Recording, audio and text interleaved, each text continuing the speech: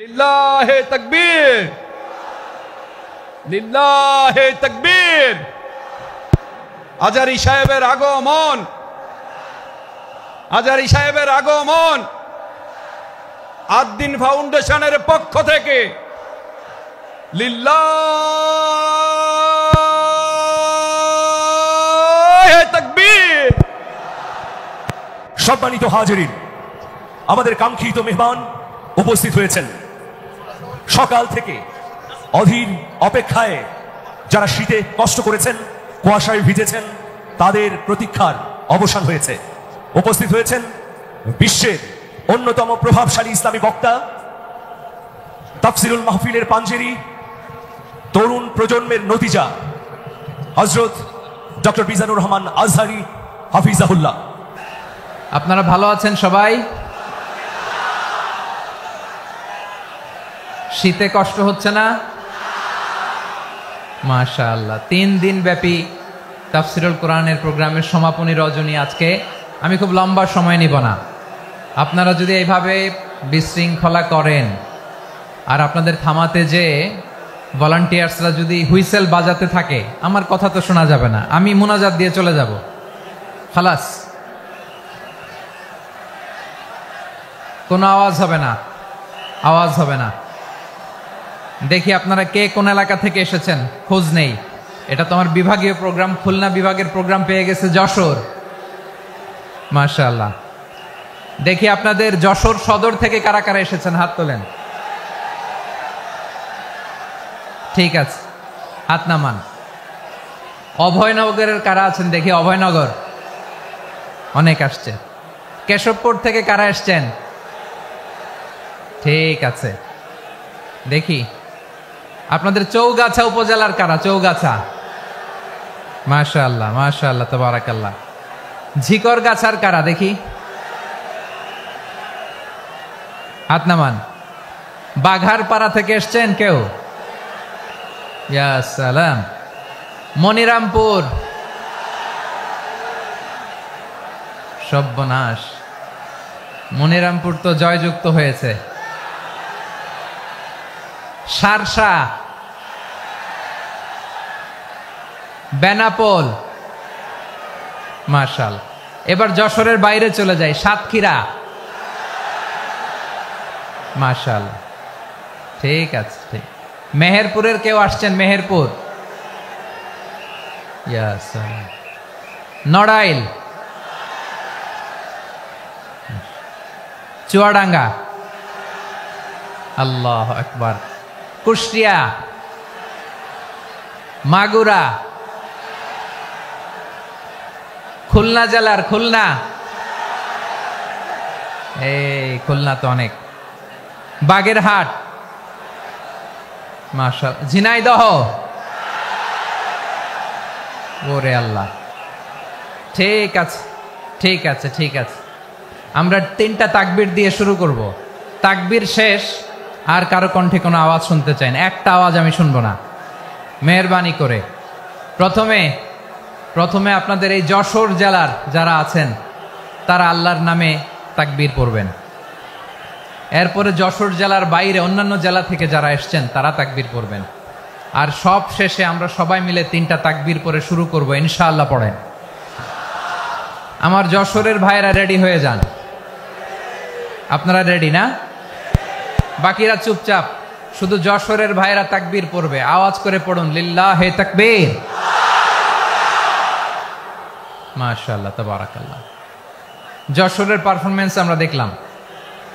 এবার যশোর জেলার বাইরে থেকে অন্যান্য যত জেলা থেকে এসছেন সবাই মিলে তাকবীর পড়বেন। যশোরের ভাইরা এবার চুপচাপ। যশোরের বাইরের অন্যান্য জেলার ভাইরা আপনারা রেডি তো? পড়ুন, তাকবীর পড়ুন, লিল্লাহে তাকবীর। মাশাআল্লাহ মাশাআল্লাহ। এবার যশোরের বাইরে কোনো কথা নাই, সবাই মিলে পারা যাবে ইনশাআল্লাহ। আয়োজক, শ্রোতা, ভলান্টিয়ার্স সবাই মিলে কেউ বাকি থাকবো না। আদ-দ্বীনের এই তাফসিরুল কোরআনের প্যান্ডেলকে আমরা আল্লাহর বরত্বের নামের ঘোষণায় প্রকম্পিত করবো ইনশাআল্লাহ। সবাই মিলে 3 তাকবীর, গলা ছেড়ে দিয়ে আওয়াজ করে পড়ুন, লিল্লাহে তাকবীর। লিল্লাহে তাকবীর, লিল্লাহে তাকবীর। মাশাআল্লাহ, এই তো শান্ত হন, এবার শান্ত হন, আমরা শুরু করছি। এই যে এই যে এই যে কি তোমাদের এখানে কি আওয়াজ হবে না, আওয়াজ হবে না। প্রায় 30টার মতো এলইডি স্ক্রিন আছে, ওদিকে চলে যাও, ওদিকে চলে যাও, অথবা চুপ করে বসো বা দাঁড়িয়ে থাকো। আমরা শুরু করছি।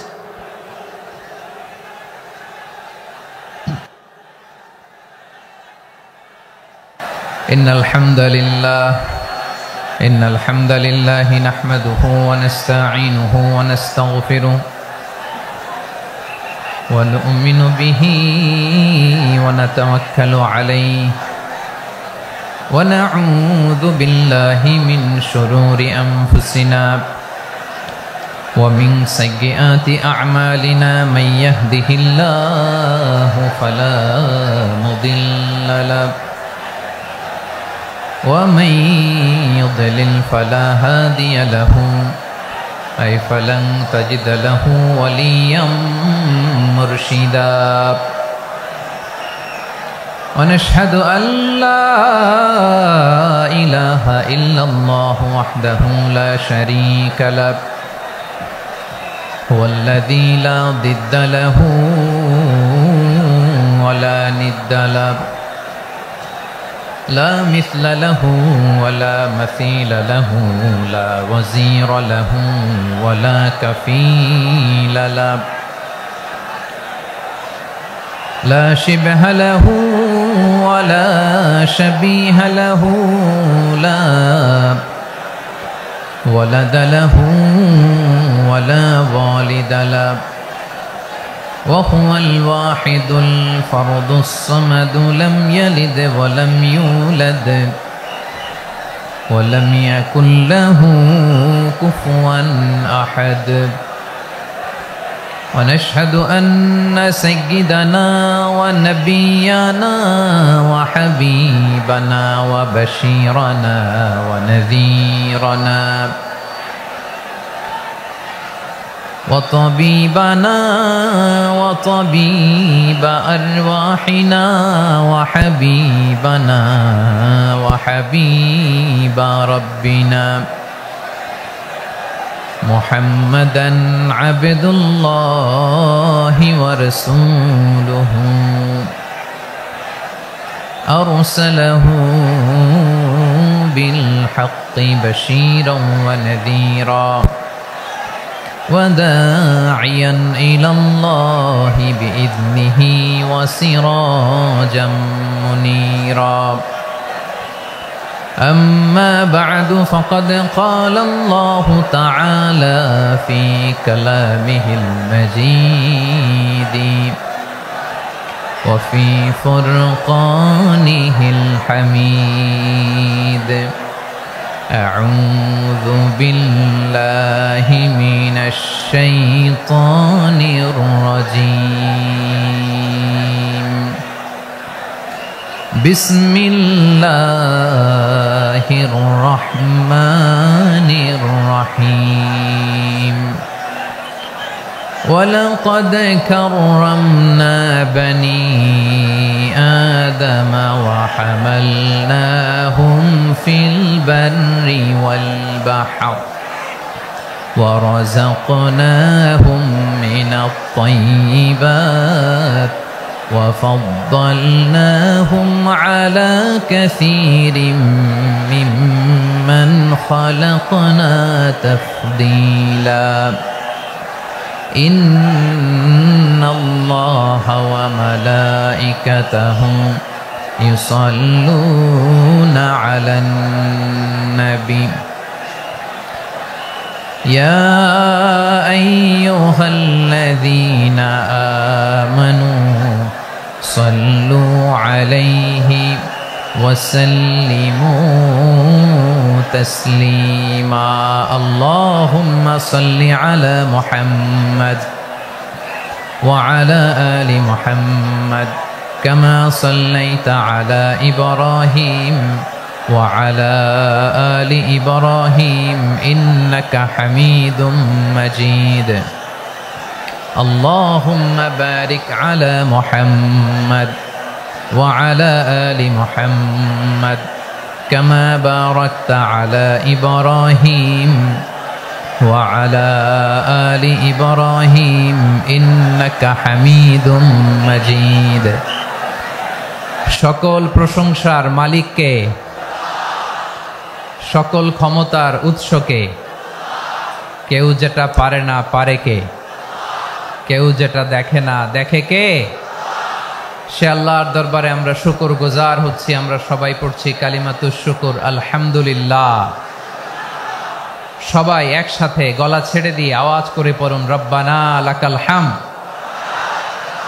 হামদান কাসীরান তাইয়িবান মুবারাকান ফীহি ইয়া রাব্বি লাকাল হামদু কামা ইয়ানবাগি লিজালালি ওয়াজহিকা ওয়া আযীমি সুলতানিকা লাকাল হামদু বিল ঈমান লাকাল হামদু বিল ইসলাম লাকাল হামদু বিল কুরআন। আল্লাহ রাব্বুল ইজ্জা ওয়াল জালালের দরবারে শুকরিয়া জ্ঞাপনের পাশাপাশি আমি আজকের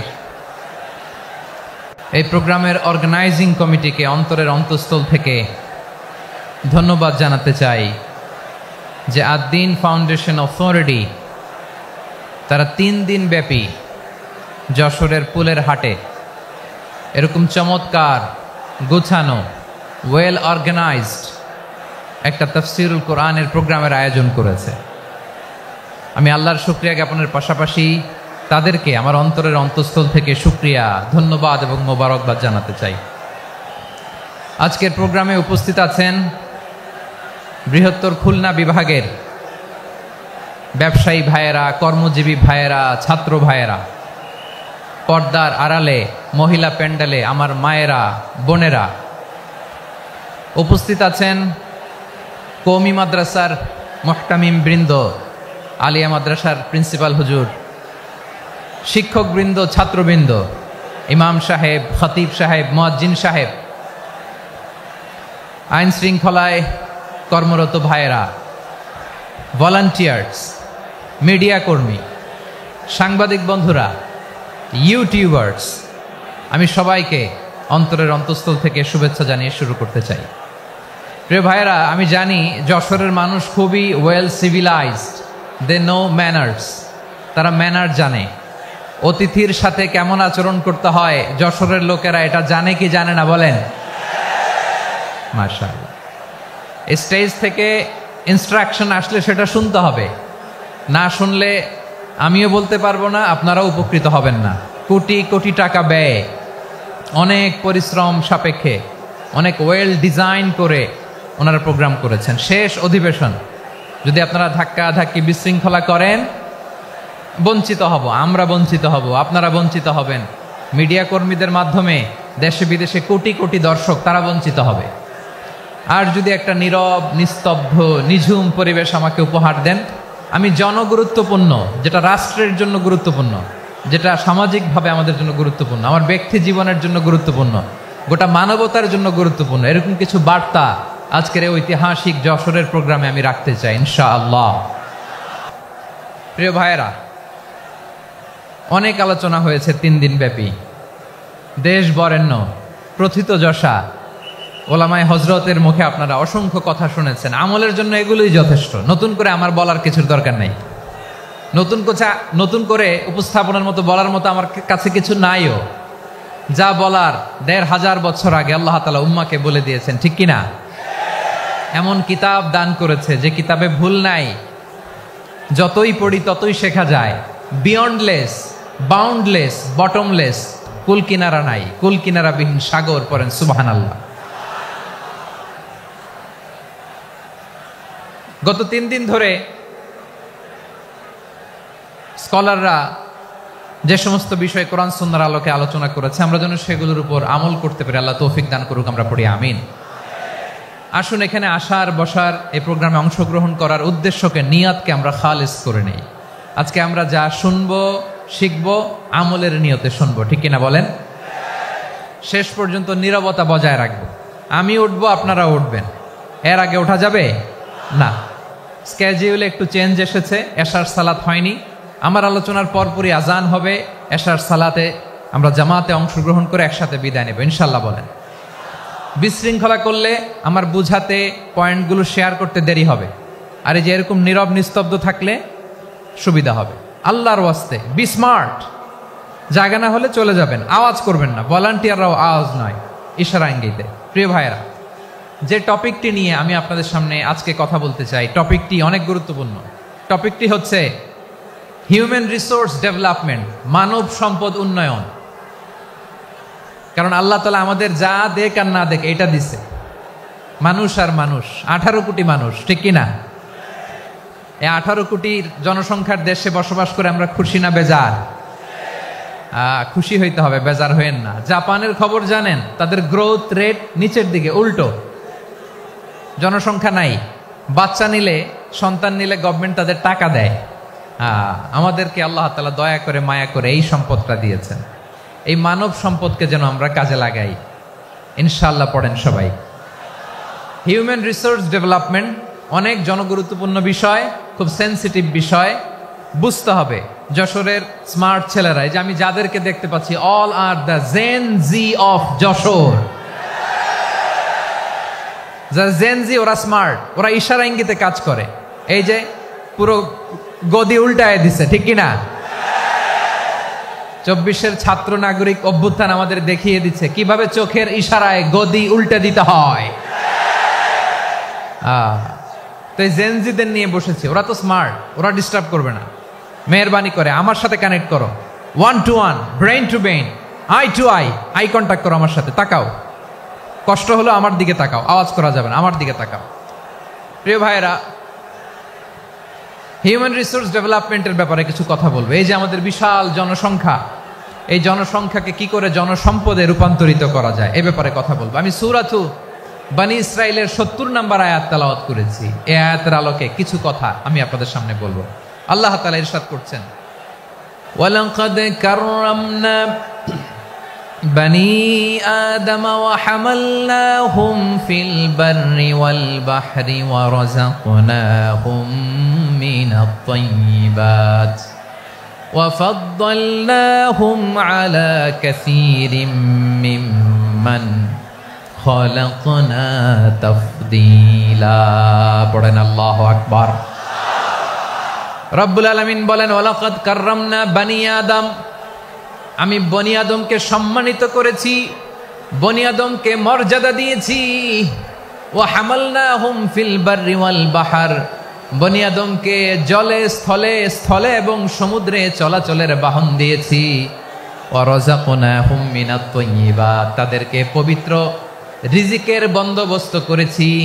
ওয়া ফাদ্দালনাহুম আলা কাসীরিম মিম্মান খালাকনা তাফদীলা, আর আমি আল্লাহ যাদেরকে সৃষ্টি করেছি তাদের মধ্য থেকে বনী আদমকে আমি শ্রেষ্ঠ বানিয়েছি। আমরা শ্রেষ্ঠ, আমরা আশরাফুল মাখলুকাত। আমরা কি? এই যে এমনি চিল্লাচিল্লি করে, জিজ্ঞেস করলে বলে না। আমরা আশরাফুল মাখলুকাত। আমরা কি? শ্রেষ্ঠ, সবার চেয়ে সেরা। আমাদের মতো করে আল্লাহ কাউকে বানায় নাই। 2 পায়ে ভর করে, শির দ্বারা এরকম স্ট্যান্ড রেখে মাথা উঁচু করে দাঁড়াতে পারে এরকম কোন প্রাণী পৃথিবীতে আছে? এজন্য আল্লাহ বলেন, ওয়ালাকাদ কাররামনা বনী আদম, আমি বনী আদমকে সম্মানিত করেছি, তাদেরকে আমি মর্যাদা দিয়েছি। তাদেরকে আমি যত মর্যাদা দিয়েছি আমার কোন সৃষ্টিকে এত মর্যাদা দেই নাই। পড়েন সুবহানাল্লাহ। I have dignified the status of the sons of Adam. আদমের সব সন্তানের মর্যাদা আমি বাড়িয়েছি। আল্লাহ এখানে বলেননি ওয়ালাকাদ কাররামনাল মুমিনিন, আমি মুমিনের মর্যাদা বাড়িয়েছি, বলেছেন? আল্লাহ এখানে বলেন নাই ওয়ালাকাদ কাররামনাল মুসলিমিন, আমি মুসলিমের মর্যাদা বাড়িয়েছি। আল্লাহ বলেছেন ওয়ালাকাদ কাররামনা বনী আদম, আমি বনী আদমের সম্মান বাড়িয়েছি। হোক সে মুমিন কিংবা কাফের, মুসলিম কিংবা মুশরিক, আস্তিক কিংবা নাস্তিক, আরব কিংবা অনারব, যেই হোক না কেন, আদম সন্তান সবগুলার মর্যাদা বাড়ায় দিয়েছে কে? সবার মর্যাদা আল্লাহ বাড়িয়েছে। মানুষ হিসেবে মর্যাদা। বিশ্বনবী সাল্লাল্লাহু আলাইহি ওয়াসাল্লাম ইহুদির লাশ দেখে দাঁড়িয়ে গেলেন। কার লাশ? আমার যশোরের ভাইয়েরা আওয়াজ করে বলুন, কার লাশ? ইহুদির লাশ দেখে দাঁড়ায় গেলেন। সাহাবারা বললেন, ইয়া রাসূলুল্লাহ, আপনি দাঁড়ালেন যে, এটা তো ইহুদির লাশ। বিশ্বনবী বললেন, আওয়ালাইসাত নাফসান, এটা কি মানুষ নয়? এটা হোক ইহুদি হোক খ্রিস্টান, এটা তো মানুষ। আমি মানুষ দেখে দাঁড়িয়েছি। আই স্যালিউট দ্য হিউম্যানিটি, আমি মানবতাকে সম্মান করেছি। পড়েন সুবহানাল্লাহ। তাহলে এই জমিনে মানুষের মর্যাদা বেশি, হোক আস্তিক হোক নাস্তিক, হোক মুমিন কিংবা কাফের। আদমের সন্তান হলে, মানুষ হলেই তার মর্যাদা বাড়িয়েছে কে? আমার কলিজার টুকরা যশোরের ভাইয়েরা, মানুষের মর্যাদা আল্লাহ এত বাড়িয়েছেন, মানুষ জীবিত থাকলেও যেমনি মর্যাদাবান, মরে গেলেও মর্যাদাবান। সুবহানাল্লাহ পড়েন। মানুষ মরে গেলে এই ডেড বডিটা কি হয়? পচে যায়, গলে যায়, মাটির সাথে মিশে যায়। তাই বলে আপনি ডেড বডির সাথে যাচ্ছে তাই করতে পারবেন না। পারবেন? কেউ যদি অন্যায় করে, তাকে যদি আপনি শাস্তির আওতায় আনেন, যা মনে চায় করতে পারবেন না। তারা আগুন দিয়ে পোড়াতে পারবেন না, নাক কাটতে পারবেন না, কান কাটতে পারবেন না, অঙ্গ বিকৃতি করতে পারবেন না। কারণ মানব জাতির মর্যাদা স্বয়ং দিয়েছে কে? ডেড বডি পচে যাবে, গলে যাবে। তারপরে ইসলাম বলে, না, খবরদার, এই মরা লাশটারও একটা মর্যাদা আছে না নাই? ইসলাম বলে এই লাশটা গলে যাবে, পচে যাবে, কিন্তু এটার অমর্যাদা করো না। কর্পূর দিয়ে, খেজুর পাতা দিয়ে, এটাকে ওয়ার্ম ওয়াটার দিয়ে, গরম পানি দিয়ে ধৌত করো। সাদা শুভ্র ধবধবে কাপড় দিয়ে লাশটাকে তুমি কাভার করো। তারপরে খাটিয়ার মধ্যে লাশটাকে রেখে বিশাল একটা প্রোগ্রাম করো, একটা ফিউনারাল প্রোগ্রাম করো। ওই প্রোগ্রামের ডানে বায়ে পেছনে লাশটারে রাখলে হবে না, প্রোগ্রামের একেবারে সামনটাতে তুমি লাশটাকে রাখো। সুবহানাল্লাহ। একটা ফিউনারাল প্রোগ্রাম করতে হবে, তাকে শেষ বিদায় জানাতে হবে, যেটাকে আমরা জানাজা বলি। কি বলি? জানাজা মানে মাইয়েতের জন্য দোয়া, তার জন্য দোয়া করা হয়, তাকে একটা সিস্টেমেটিক অর্ডারে কবরে রাখা হয়, সুন্দরভাবে সেটাকে কবরস্থ করা হয়, মাটি দেয়া হয়, পানি দেয়া হয়। তার মানে মরে গেলেও মানুষের সম্মান বাড়ায় দিয়েছে কে? এজন্য আল্লাহ বললেন, ওয়ালাকাদ কাররামনা বানি আদম, বনি আদমের সম্মান মর্যাদা আমি আল্লাহ বাড়িয়ে দিয়েছি। মানুষের সম্মানে তুমি কখনো আঘাত করো না, ঠিক কিনা? তাহলে ভাই, প্রথম মেসেজ হচ্ছে, the first and foremost message tonight to the people of Jashore. আল্লাহ বলেন, I have dignified the status of son of Adam. আমি বনি আদম সবার মর্যাদা বাড়িয়ে দিয়েছি, হোক আস্তিক নাস্তিক, হোক কাফের কিংবা মুশরিক, তার মর্যাদা বাড়াই দিছে কে? যখন বন্যা হয়, আমরা ত্রাণ নিয়ে যাই, আমরা শুধু মুসলমানদেরকে ত্রাণ দেই নাকি? হ্যাঁ, আমরা মুসলমানকেও দেই, অমুসলমানকেও দেই, হিন্দুকেও দেই, বৌদ্ধকেও দেই। যেখানেই মানবতা বিপন্ন, সেখানে ইসলামের হেল্পিং হ্যান্ড আছে না নাই? সুবহানাল্লাহ। কি দিন আমরা পেয়েছি, কি বিধান আমরা পেয়েছি। ওয়ালাকাদ কাররামনা বানি আদম, আমি বনি আদমকে সম্মানিত করেছি। এরপর আল্লাহ বললেন, ওয়া হামালনাহুম ফিল বাররি ওয়াল বাহর, মানুষকে স্থলে এবং সমুদ্রে চলাচলের বাহন আমি দিয়েছি। স্থলে কিভাবে চলবে, জলে কিভাবে চলবে, এই বাহনের ব্যবস্থা করেছে কে? এই জেনজি, এই স্যামড়া, ইরাম করতেছো কিসের জন্য? হ্যাঁ, ইরাম করলে চলবি? হ্যাঁ, বস বস বস বস। আওয়াজ করতেছো কেন? দিবা না, কথা বলতে দিবা না আমাকে? তো এইটা বুঝি তোমাদের ভালোবাসার নমুনা? তোমাদের ভালোবাসার কারণে যদি আমি কোথাও দাঁড়াতেই না পারি, কোথাও বসতে না পারি, কোথাও দুটা কথা বলতে না পারি, এই ভালোবাসা দিয়ে কি হবে আমার? বরং ঘামতে ঘামতে ঘর্মাক্ত হব, রক্তাক্ত হব। কিন্তু সেন্ট্রাল থেকে, সেন্ট্রালি যে ইনস্ট্রাকশন আসবে, সেই ইনস্ট্রাকশনের এক চুল আমরা ডানে বায়ে যাব না। এইটা গণজাগরণের জন্য এইটা দরকার, ইসলামী বিপ্লবের জন্য এইটা দরকার। তো আধা ঘন্টা ধরে যদি তোমাদেরকে থামানোই না যায়, এই লস্কর দিয়ে আমি কি করব? আল্লাহর ওয়াস্তে নো নো নো স্লোগান, চুপচাপ একেবারে আমার দিকে তাকাও। আল্লাহ বললেন, ওয়া হামালনাহুম ফিল বাররি ওয়াল বাহর, জলে স্থলে আমি চলাচলের যানবাহনের ব্যবস্থা করেছি। আমরা স্থলে ঘোড়ার উপরে চড়ি, উটের উপরে চড়ি, গাড়ির উপরে চড়ি। এই যে গাড়ির ইঞ্জিন বানাইছি আমরা, এটার মেধা দিয়েছে কে? আবার সাগরের মধ্যে আমরা নৌযান, জলযান, বড় বড় জাহাজ দিয়ে এক মহাদেশ থেকে আরেক মহাদেশ যাই, এক দেশ থেকে মালামালগুলো আরেক দেশে পাঠাই। সাগরের ভেতরে নৌকাগুলোরে ধরে রাখলো কে? والفلك التي تجري في البحر بما ينفع الناس মানুষের উপকার আছে এরকম সরঞ্জামাদি নিয়ে সাগরের উপরে বিশাল বিশাল জলযানগুলো চলে, এগুলো ডুবে যায় না, কাত হয়ে যায় না, পড়ে যায় না, এগুলোকে স্থিতিস্থাপকতাকে ঠিক করে রাখলো কে?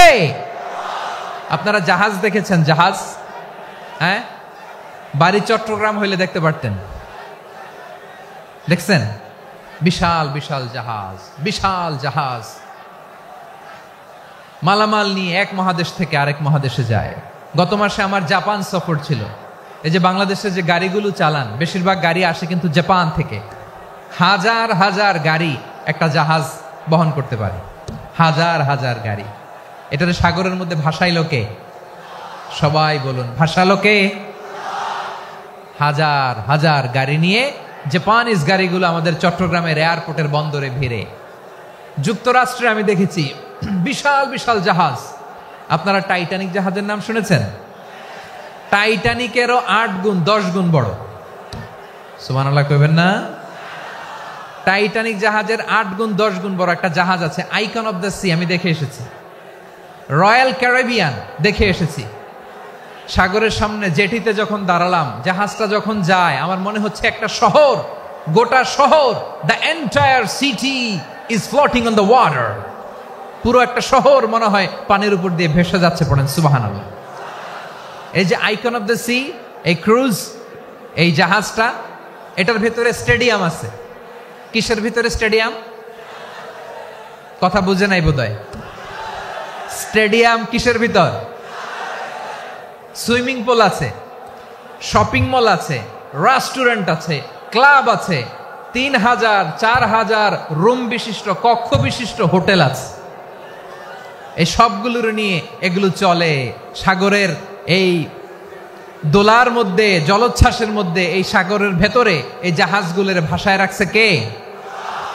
সূরাতুর রহমানে আল্লাহ তাআলা বললেন, ওয়ালাহুল জাওয়ারিল মুনশাআতু ফিল বাহরি কাল আ'লাম ফাবিআইয়ি আলা, সবাই পড়েন, ফাবিআইয়ি আলাই রাব্বিকুমা তুকাযিবান।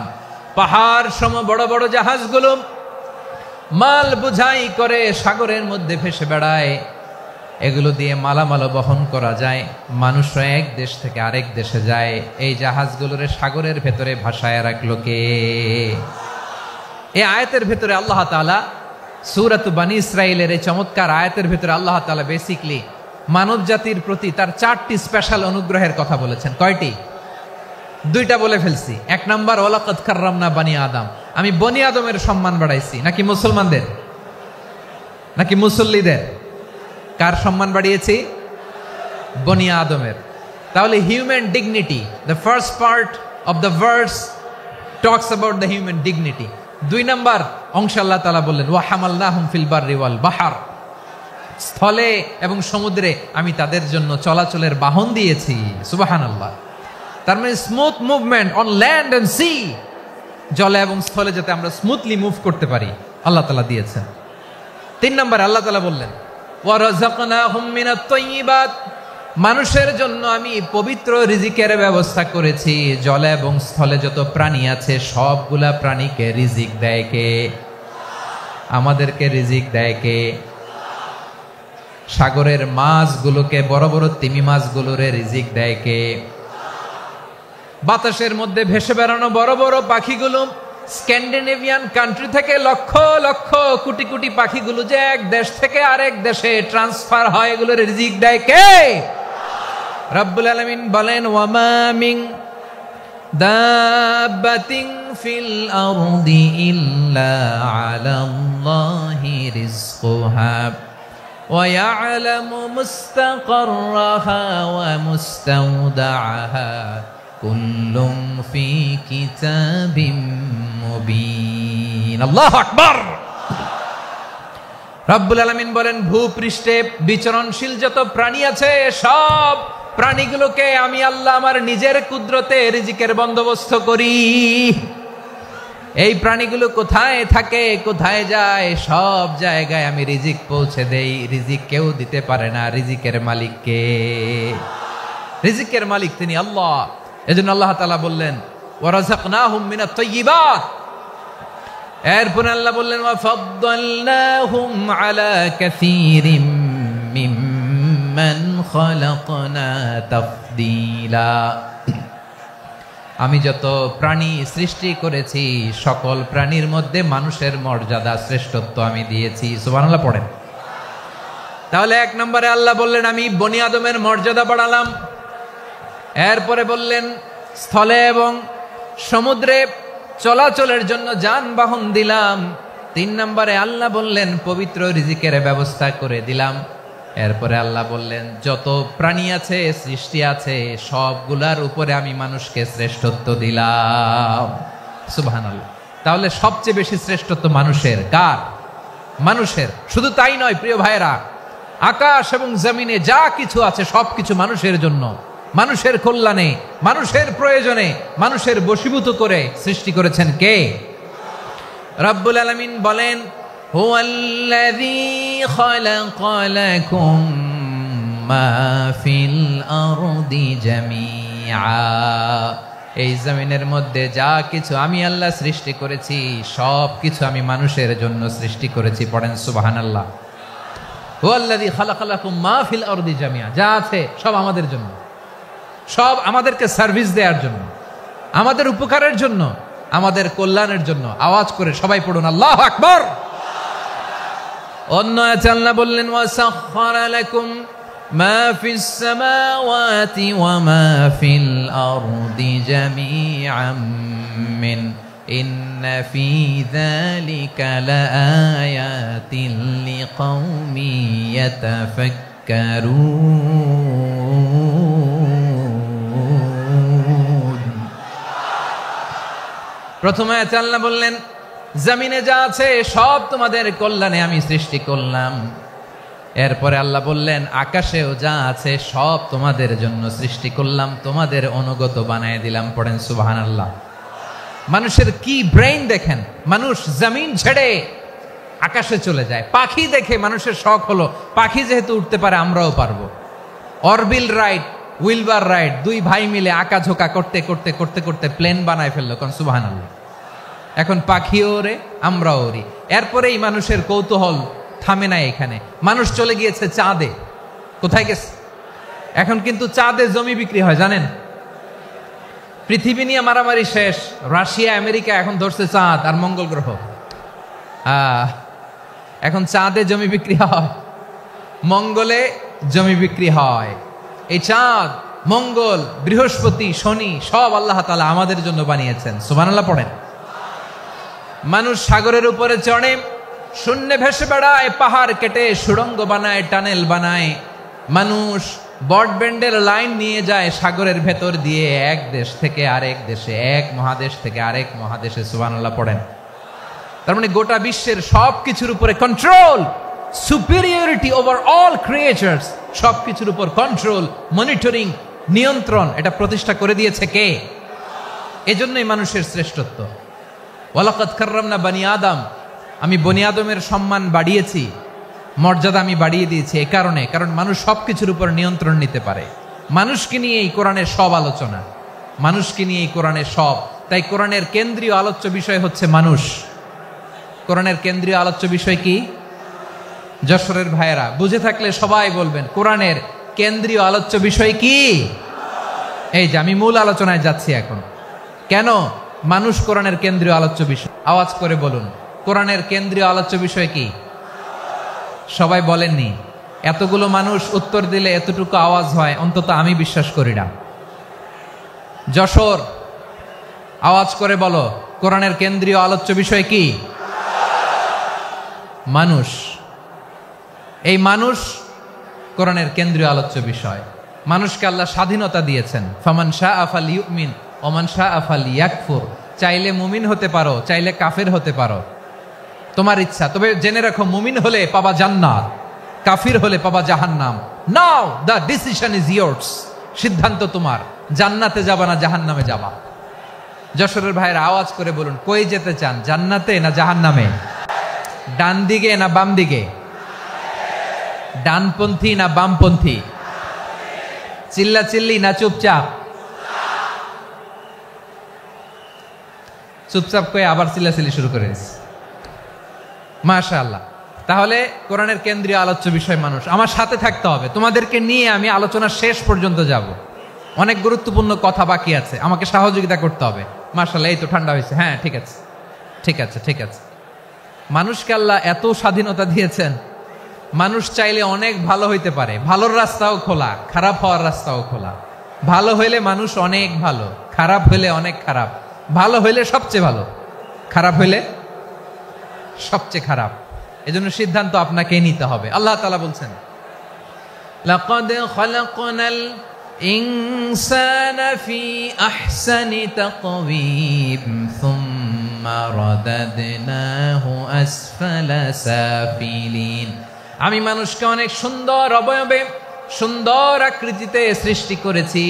তার শুধু চেহারার ডিজাইনটাই সুন্দর নয়, তার ব্রেনটা বড্ড সুন্দর, তার মানসিকতা বড্ড সুন্দর, তার সৃজনশীলতা বড্ড সুন্দর। পড়েন সুবহানাল্লাহ। আমাদের চেহারা, অবয়ব, ডিজাইন যে সুন্দর তা না, আমাদের ব্রেনটা অনেক সফিস্টিকেটেড ব্রেন, অনেক সফিস্টিকেটেড।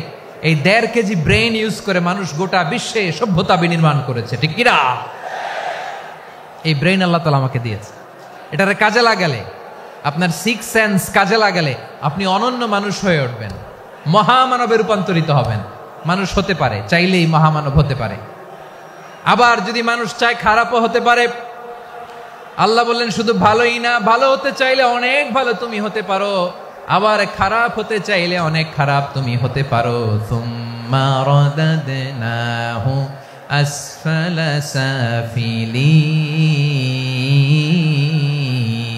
সাফিলিন। খারাপ হলে একেবারে খারাপ হতে পারো, নিকৃষ্ট হলে একেবারে নিকৃষ্ট হতে পারো, ভালো হলেও ভালো হতে পারো। কোন সুবহানাল্লাহ। এবার আওয়াজ করে বলুন, ভালো হতে চাই না খারাপ? শ্রেষ্ঠ না নিকৃষ্ট?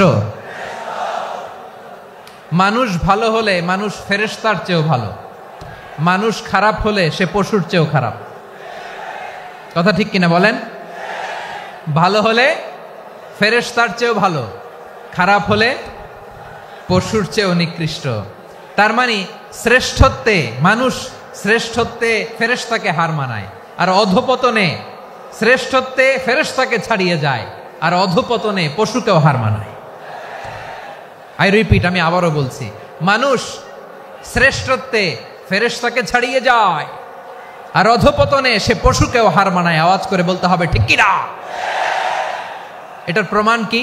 মানুষ শ্রেষ্ঠ হইলে যে ফেরেশতার চেয়েও সেরা, তার প্রমাণ কি?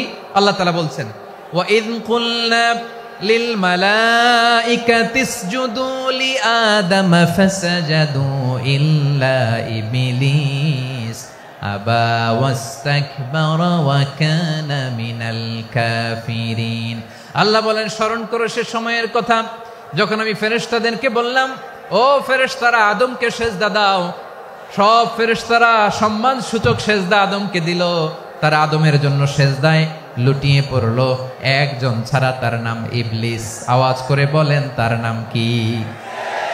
সে অহংকার প্রদর্শন করলো, সে কাফের হয়ে গেল, বাকি সব ফেরেশতারা সেজদা দিল। সুবহানাল্লাহ। আবার আদম আলাইহিস সালামকে আল্লাহ জিজ্ঞেস করলেন, সব বলে দিল উত্তর, কিন্তু ফেরেশতাদেরকে একই প্রশ্ন জিজ্ঞেস করলেন, তারা উত্তর করতে পারে নাই। তার মানে এর মধ্য দিয়ে প্রমাণিত হয়, মানুষ ভালো হলে ফেরেশতার চেয়েও ভালো, ফেরেশতার চেয়েও মানুষের মর্যাদা বাড়িয়ে দিয়েছে কে? সব নূরের ফেরেশতা যখন মাটির আদমকে সেজদা দেয়, এটা প্রমাণ করে ফেরেশতার চেয়েও মানুষের মর্যাদা বাড়িয়ে দিয়েছে কে? তুমি মাটির আদমকে প্রথম সৃষ্টি করিয়া ঘোষণা করিয়া দিলে শ্রেষ্ঠ বলিয়া, তাই তো নূরের ফেরেশতা করে আদমকে সেজদা। ঠিক কিনা বলেন? তাই তো নূরের ফেরেশতা করে আদমকে সেজদা, সবার চেয়ে সম্মান দিলে মাটির আদমকে। আল্লাহু আল্লাহু তুমি জাল্লে জালালুহু, শেষ করা তো যায় না গে তোমার গুণগান। পড়েন না, পড়েন। আল্লাহু আল্লাহু তুমি জাল্লে জালালুহু, শেষ করা তো যায় না গে তোমার গুণগান। আল্লাহু আল্লাহু আল্লাহু আকবার।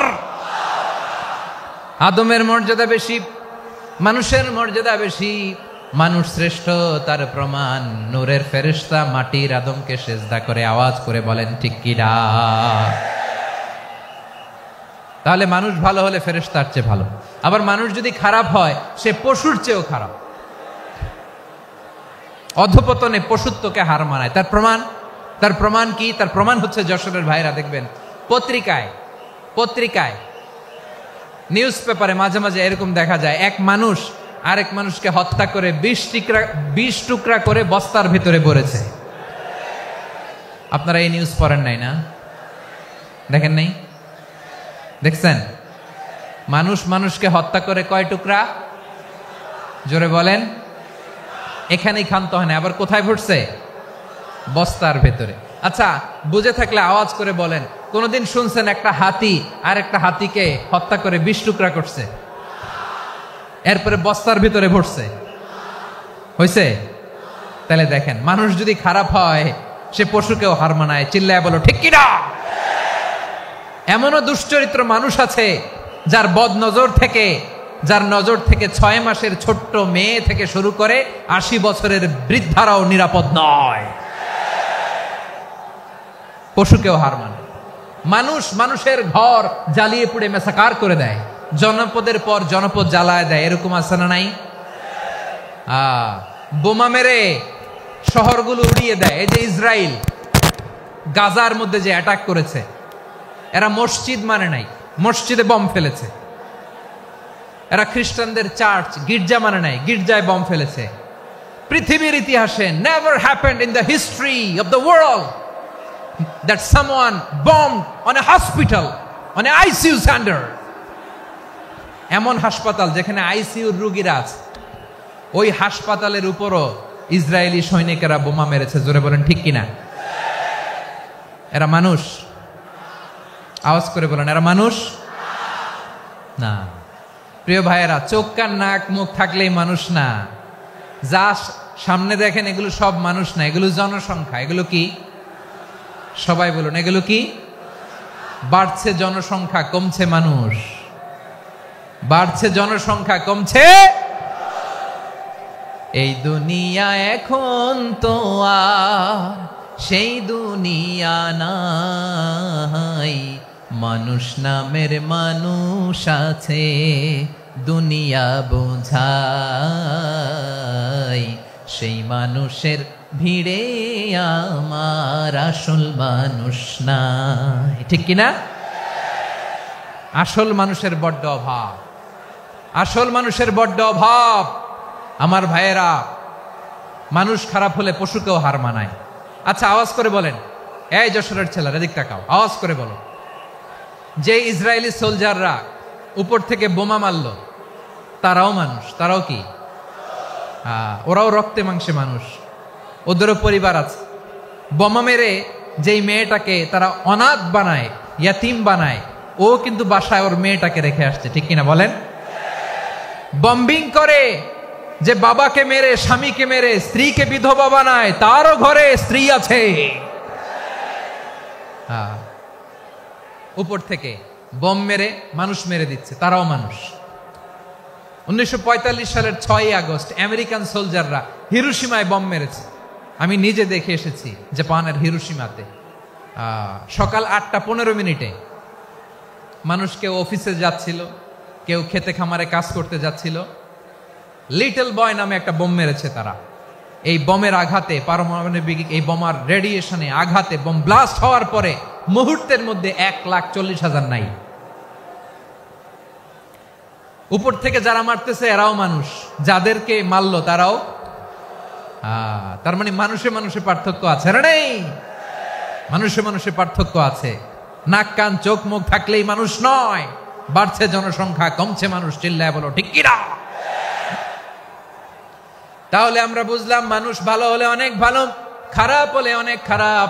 ও আমার কলিজার টুকরা যশোরের ভাইয়েরা, আসুন না 3 দিন ব্যাপী এই তাফসিরুল কোরআনের ঐতিহাসিক প্রোগ্রাম থেকে আমরা সিদ্ধান্ত নেই আমরা ভালো মানুষ হব নাকি খারাপ মানুষ হব।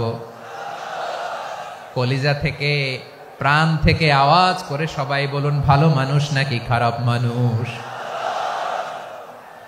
ভালো মানুষ হইতে হবে। ভালো মানুষ যারা জগৎটাকে এনলাইটেন করবে, যারা এনলাইটেন করবে, যারা সত্যের বীর সেনানী হয়ে দাঁড়াবে, যারা সত্যের পক্ষে কথা বলবে, যারা জালিমের মসনদকে ভেঙে খান খান করে দেবে, এরকম হওয়ার দরকার আছে না নাই? এরকম ভালো মানুষ আমরা হতে চাই কি চাই না? মানুষকে যত্ন নিলে মানুষ যে কত ভালো হয় আপনি কল্পনাও করতে পারবেন না।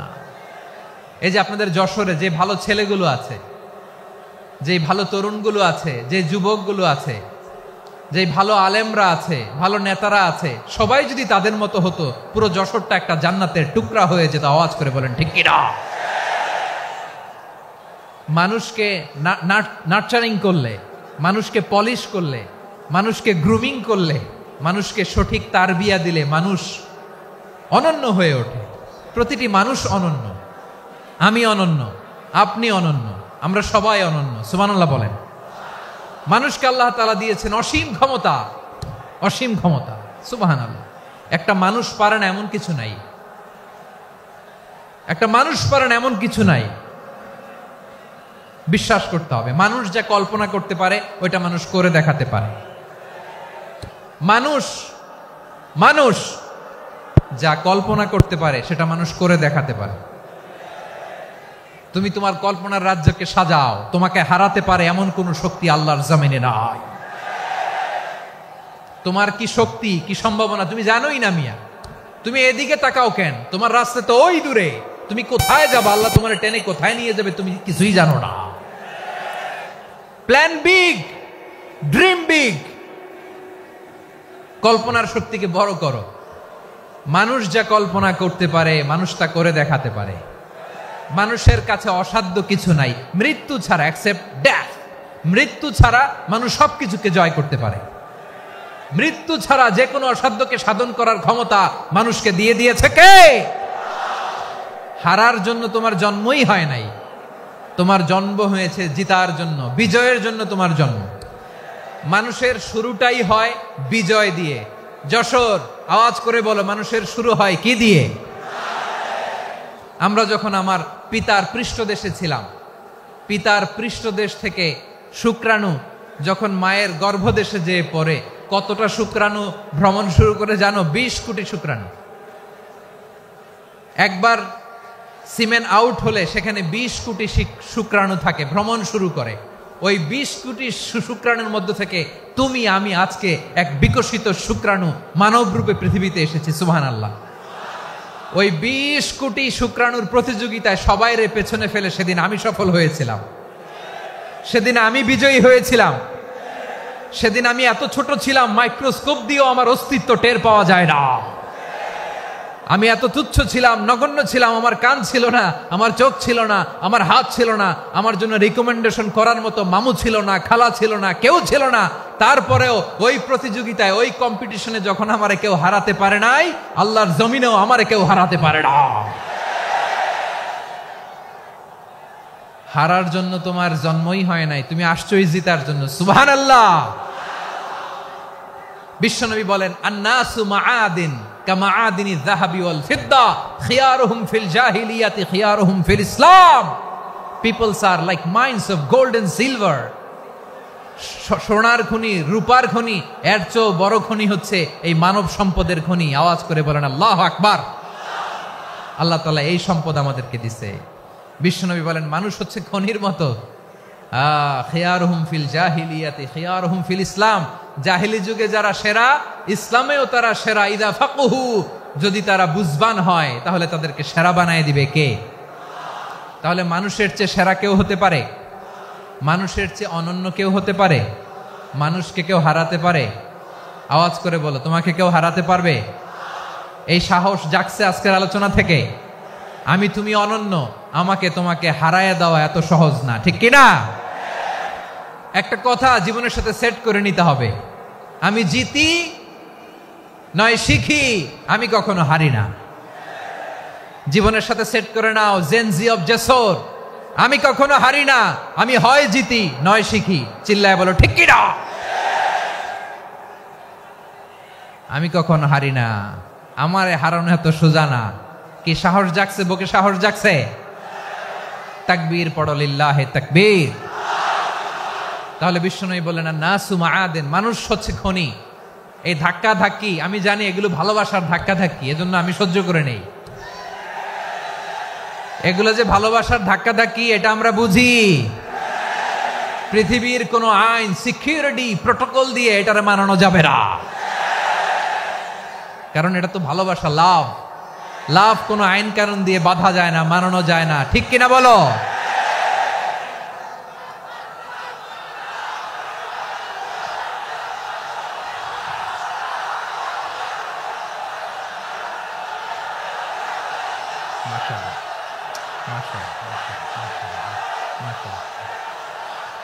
ঠিক আছে, বসুন বসুন বসুন। আল নাসু মাআদিন, মানুষ হচ্ছে খনি। এই খনির যত্ন নিতে হবে। আমার মা বাবা যারা এসেছেন, আপনার ছেলে মেয়ের যত্ন নেন।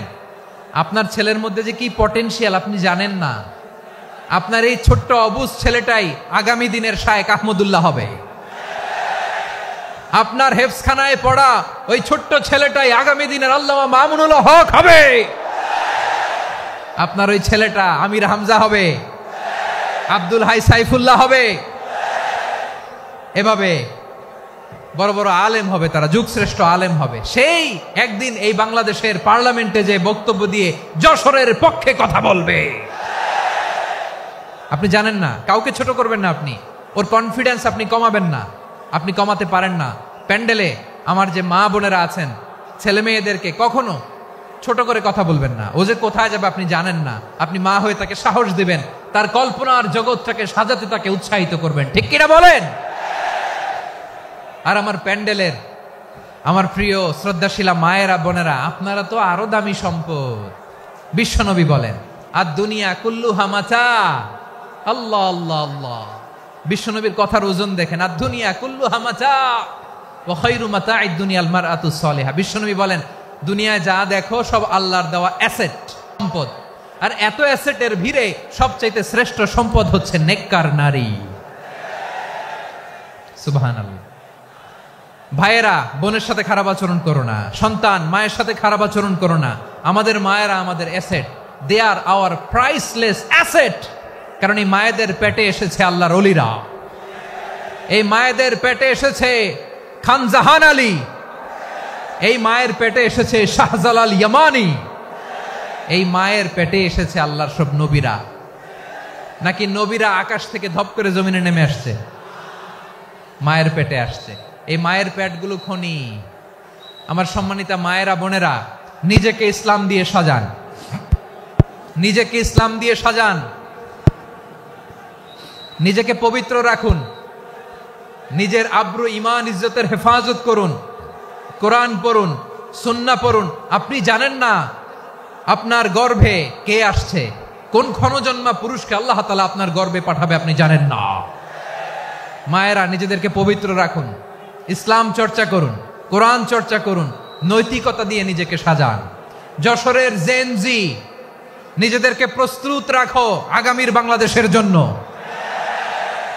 নৈতিকতা, মোরালিটি, ভ্যালিউজ দিয়ে নিজেকে সাজাও, ইসলাম দিয়ে নিজেকে সাজাও। কারণ আগামীর বাংলাদেশ ইসলামের বাংলাদেশ। বাংলাদেশের আসল পরিচয় ইসলাম। বাংলাদেশের আসল পরিচয় কি? সবাই বলে না। বাংলাদেশের আসল পরিচয় কি? এই ইসলাম নিয়ে আমরা সংসদ ভবন সাজাবো, রাজি আছি না নাই? শেকড় ভুলে যাওয়া যাবে না। আমরা ধাপে ধাপে শারিয়া আইনের দিকে যাব ইনশাআল্লাহ, কিন্তু জঙ্গিবাদ দিয়ে নয়, কট্টর পন্থা দিয়ে নয়। আমরা ইন্টেলেকচুয়ালি, গ্রাজুয়ালি, ধাপে ধাপে শারিয়া আইনের দিকে মুভ করব ইনশাআল্লাহ। বলো লিল্লাহি তাকবীর। এদেশের আসল পরিচয় সবাই বলে না, আওয়াজ করে এদেশের আসল পরিচয়। এদেশে আজান শুনে সূর্য ওঠে শহর গ্রামে, এদেশে আজান শুনে সূর্য ডুবে সন্ধ্যা নামে, এদেশে সকল কাজে সবাই বলে বিসমিল্লাহ, এদেশে ভালো কিছু দেখে শুনে হাসি মুখে সবাই বলে মাশা আল্লাহ।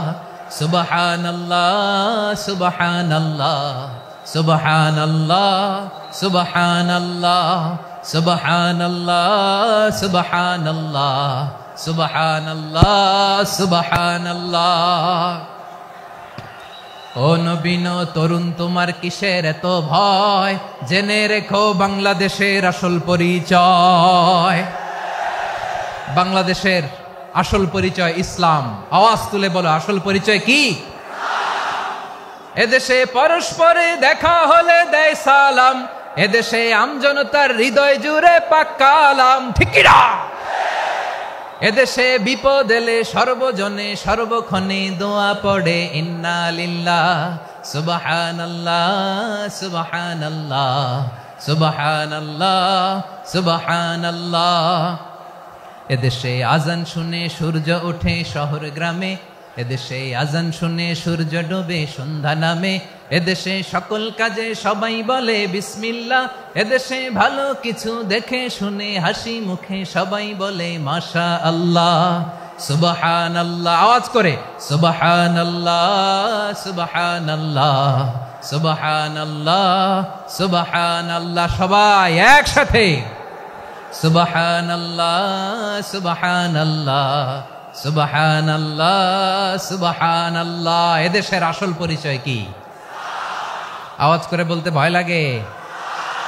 এদেশের আসল পরিচয় কি? ইসলাম দিয়ে আমাদের সংসদ ভবন চলুক, আমরা চাই কি চাই না? বঙ্গভবনে লা ইলাহা ইল্লাল্লাহর পতাকা উড়ুক, আমরা চাই কি চাই না? প্রতিটি জেলা অফিসে, ডিসি অফিসে লা ইলাহার পতাকা ঝুলুক, আমরা চাই কি চাই না? কারা কারা চাই হাত তুলে আল্লাহরে দেখায়।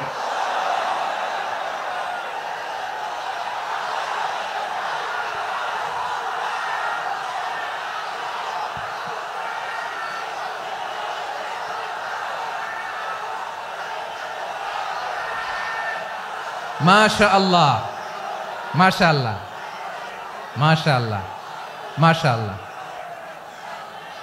যশোর, আওয়াজ করে বলো, ভালো মানুষ না খারাপ মানুষ? বুঝে বলছো তো? মানুষ ভালো হলে যে কত ভালো। এই মানুষকে যত্ন নিলে, মানুষকে মানুষ বানালে যে সে কি হতে পারে শুনবা? হ্যাঁ, নাকি মোনাজাত দিয়ে দিব? শুনবা? তাহলে থামতে হবে। থামো, আমি যখন বলবো থামো থামো, তাকবীরের সময় দিলে তাকবীর, থামো থামো। মানুষকে যত্ন নিলে, হ্যাঁ এদিকে এদিকে, ড্রোন নামায় ফেলো, হয়েছে, ড্রোনের ফুটেজ হয়ে গেছে, এবার ড্রোন নামায় ফেলো, আমার দিকে তাকাও। মানুষকে, তোমরা এদিক সেদিক তাকালে তো গুরুত্বপূর্ণ পয়েন্ট মিস হয়ে যাবে। এদিকে এদিকে, হ্যাঁ মাস ঠিক আছে, এদিকে। মানুষকে যত্ন নিলে মানুষের মধ্যে যারা কি পটেনশিয়াল রেখেছে। আমি জাপানের দুইটা উদাহরণ দেই। জাপানের 2022 সালে জাপানের সাথে জার্মানির খেলা, ফিফা ওয়ার্ল্ড কাপ 2022। এক পক্ষে জাপান, আরেক পক্ষে কোন দেশ? কথা শুনে নাই। এক পক্ষে কোন দেশ? আরেক পক্ষে সবাই। এক পক্ষে আরেক পক্ষে। ওই খেলায় জিতেছিল জাপান, জিতেছিল 22 সালের এই ফিফা ওয়ার্ল্ড কাপে জাপান ফুটবল খেলায় জিতে। As a part of their celebration তারা খেলার পরে পুরো স্টেডিয়ামটারে ক্লিন করে, the fan base of Japan, লক্ষ লক্ষ মানুষ খেলা দেখতে যায়, তো এত ডাস্টবিনও তো নাই, তো যারা ডাস্টবিনে জায়গা পায় নাই তারা এই যে চকলেটের প্যাকেট, পানির বোতল, চিপসের প্যাকেট তারা এদিকে সেদিকে রেখে দিয়েছে। জাপানের ভক্তরা, জাপানের ফলোয়াররা as a part of their celebration তারা খেলার পরে পুরো স্টেডিয়ামের সব ময়লা আবর্জনা ক্লিন করে তারপরে বিদায় নিয়েছে। তাদেরকে কি ক্লিন করার দায়িত্ব দেয়া হয়েছিল? এই যশোর, জাপানের যে ছেলেরা খেলা দেখতে গেছিল ওদেরকে কি ক্লিন করার দায়িত্ব দিছিল? তারা কি স্টেডিয়ামের পরিচ্ছন্নতা কর্মী? তাদের আকল, তাদের সিক্স সেন্স তাদেরকে বলেছে। ছোটবেলা থেকে জাপান গভর্নমেন্ট ওদেরকে এত পরিচ্ছন্নতা শেখায়, ক্লিনলিনেস অ্যাওয়ারনেস ক্যাম্পেইন করায়। ক্লাসে আমি দেখেছি, ক্লাসে নিজের বেঞ্চ নিজে মুছে, ক্লাসের মাঝখানে একটা সময় দেয়, নিজের টেবিল নিজে মুছে, নিজের ক্লাসরুমটা নিজে পরিষ্কার করে। রাস্তাঘাটে একটা ধুলা নাই, ময়লা নাই, একটা টিস্যু নাই। খেলার পরে গোটা বিশ্বকে তাক লাগিয়ে দিয়েছে। জাপানের ফ্যানরা সবার রেখে যাওয়া গার্বেজ, টিস্যু, বোতল পরিষ্কার করে তারপরে স্টেডিয়াম থেকে বিদায় নিয়েছে। আমরা কেন এমন হইতে পারলাম না? আমরা কেন এমন হইতে পারলাম না? জাপানের যারা এগুলো করছে ওদের 3টা করে চোখ না? চোখ তো 3টা, জাপানো লাগো। জাপানো লাগো হাত তো 4টা, কান তো 6টা। হ্যাঁ, নাকি আমার মতো 2 হাত 2 কানওয়ালা মানুষ? চোখে দেখলে ওটা মানুষ না। চিন্তা করছেন? তার মানে জাপানিজদেরকে যে গ্রুমিং করে শিখানোর মাধ্যমে পরিচ্ছন্ন বানানো গেছে, ওরা যেমনি মানুষ আমরাও মানুষ। আমাদের সন্তানদেরকে শেখালে তারাও পারবে। পারবে কিনা? 2 নম্বর উদাহরণ বলি। চট্টগ্রাম ফেনীতে যারা গিয়েছেন, মেঘনা গোমতী ব্রিজ প্রকল্প নাম শুনছেন? মেঘনা একটা ব্রিজ পার হওয়া লাগে। এই মেঘনা গোমতী, এখানে 3টা ব্রিজ, কাঁচপুর সহ এই 3টা ব্রিজের নির্মাণ কাজ, রেনোভেশনের কাজ দেয়া হয়েছিল জাপানের একটা কোম্পানিকে। কাকে? জাপানের কোম্পানি। নির্মাণ শেষে 738 কোটি টাকা বেঁচে গেছিল, এটা গভর্নমেন্টের হাতে দিয়ে তারা বিদায় নিয়েছে। কত টাকা? 738 কোটি টাকা। যত প্রাক্কলিত ব্যয় নির্ধারণ করা হয়েছে সব টাকা সরকার, তৎকালীন সরকার 2019-এর সরকার, কারা ছিল তো জানেন? এই 2019-এর সরকার তাদেরকে দিয়েছে। তারা রিনোভেশন নির্মাণ শেষে 738 কোটি টাকা অতিরিক্ত বেঁচে গেছিল, এটা আবার গভর্নমেন্টের হাতে বুঝাই দিয়ে তারা বিদায় নিচ্ছে। আমরা কেন এমন হইতে পারলাম না? জাপানের ওরাও মানুষ, আমরাও মানুষ। তার মানে মানুষে মানুষে পার্থক্য আছে না নাই? আচ্ছা, জাপানের 2টা উদাহরণ দিলাম, এবার আমার দেশের 2টা উদাহরণ দিব না? বাংলাদেশের 2টা উদাহরণ দেয়। 1 নম্বর উদাহরণ, গত সপ্তাহে আপনারা জানেন কক্সবাজার আমার একটা প্রোগ্রাম ছিল, তো হেলিকপ্টারে গিয়েছিলাম। ফেনী জেলা যখন পার হচ্ছি, আমি দেখলাম 3টা উইন্ডমিল। উইন্ডমিল চিনেন তো? বিশাল পিলার, 3টা-4টা পাখা থাকে। বায়ু বিদ্যুৎ কেন্দ্র, বাংলাদেশের প্রথম বায়ু বিদ্যুৎ কেন্দ্র এটা। মুহুরী প্রজেক্ট বলে এটার, সম্ভবত মুহুরী প্রজেক্ট। তো সাগরের বাতাসের ঝাপটায় এটা ঘুরে এনার্জি হয়, ইলেকট্রিসিটি উৎপাদন হয়। তো আমি পাইলটকে বললাম, ভাই এগুলো থেকে কেমন ইলেকট্রিসিটি উৎপাদন হয়? কয়, হুজুর একটুও হয় না, কিছুই হয় না। কিছুই হয় না মানে? বলে, হুজুর বাংলাদেশে যত উইন্ডমিল আছে এটার পাখা একটাও ঘুরে না।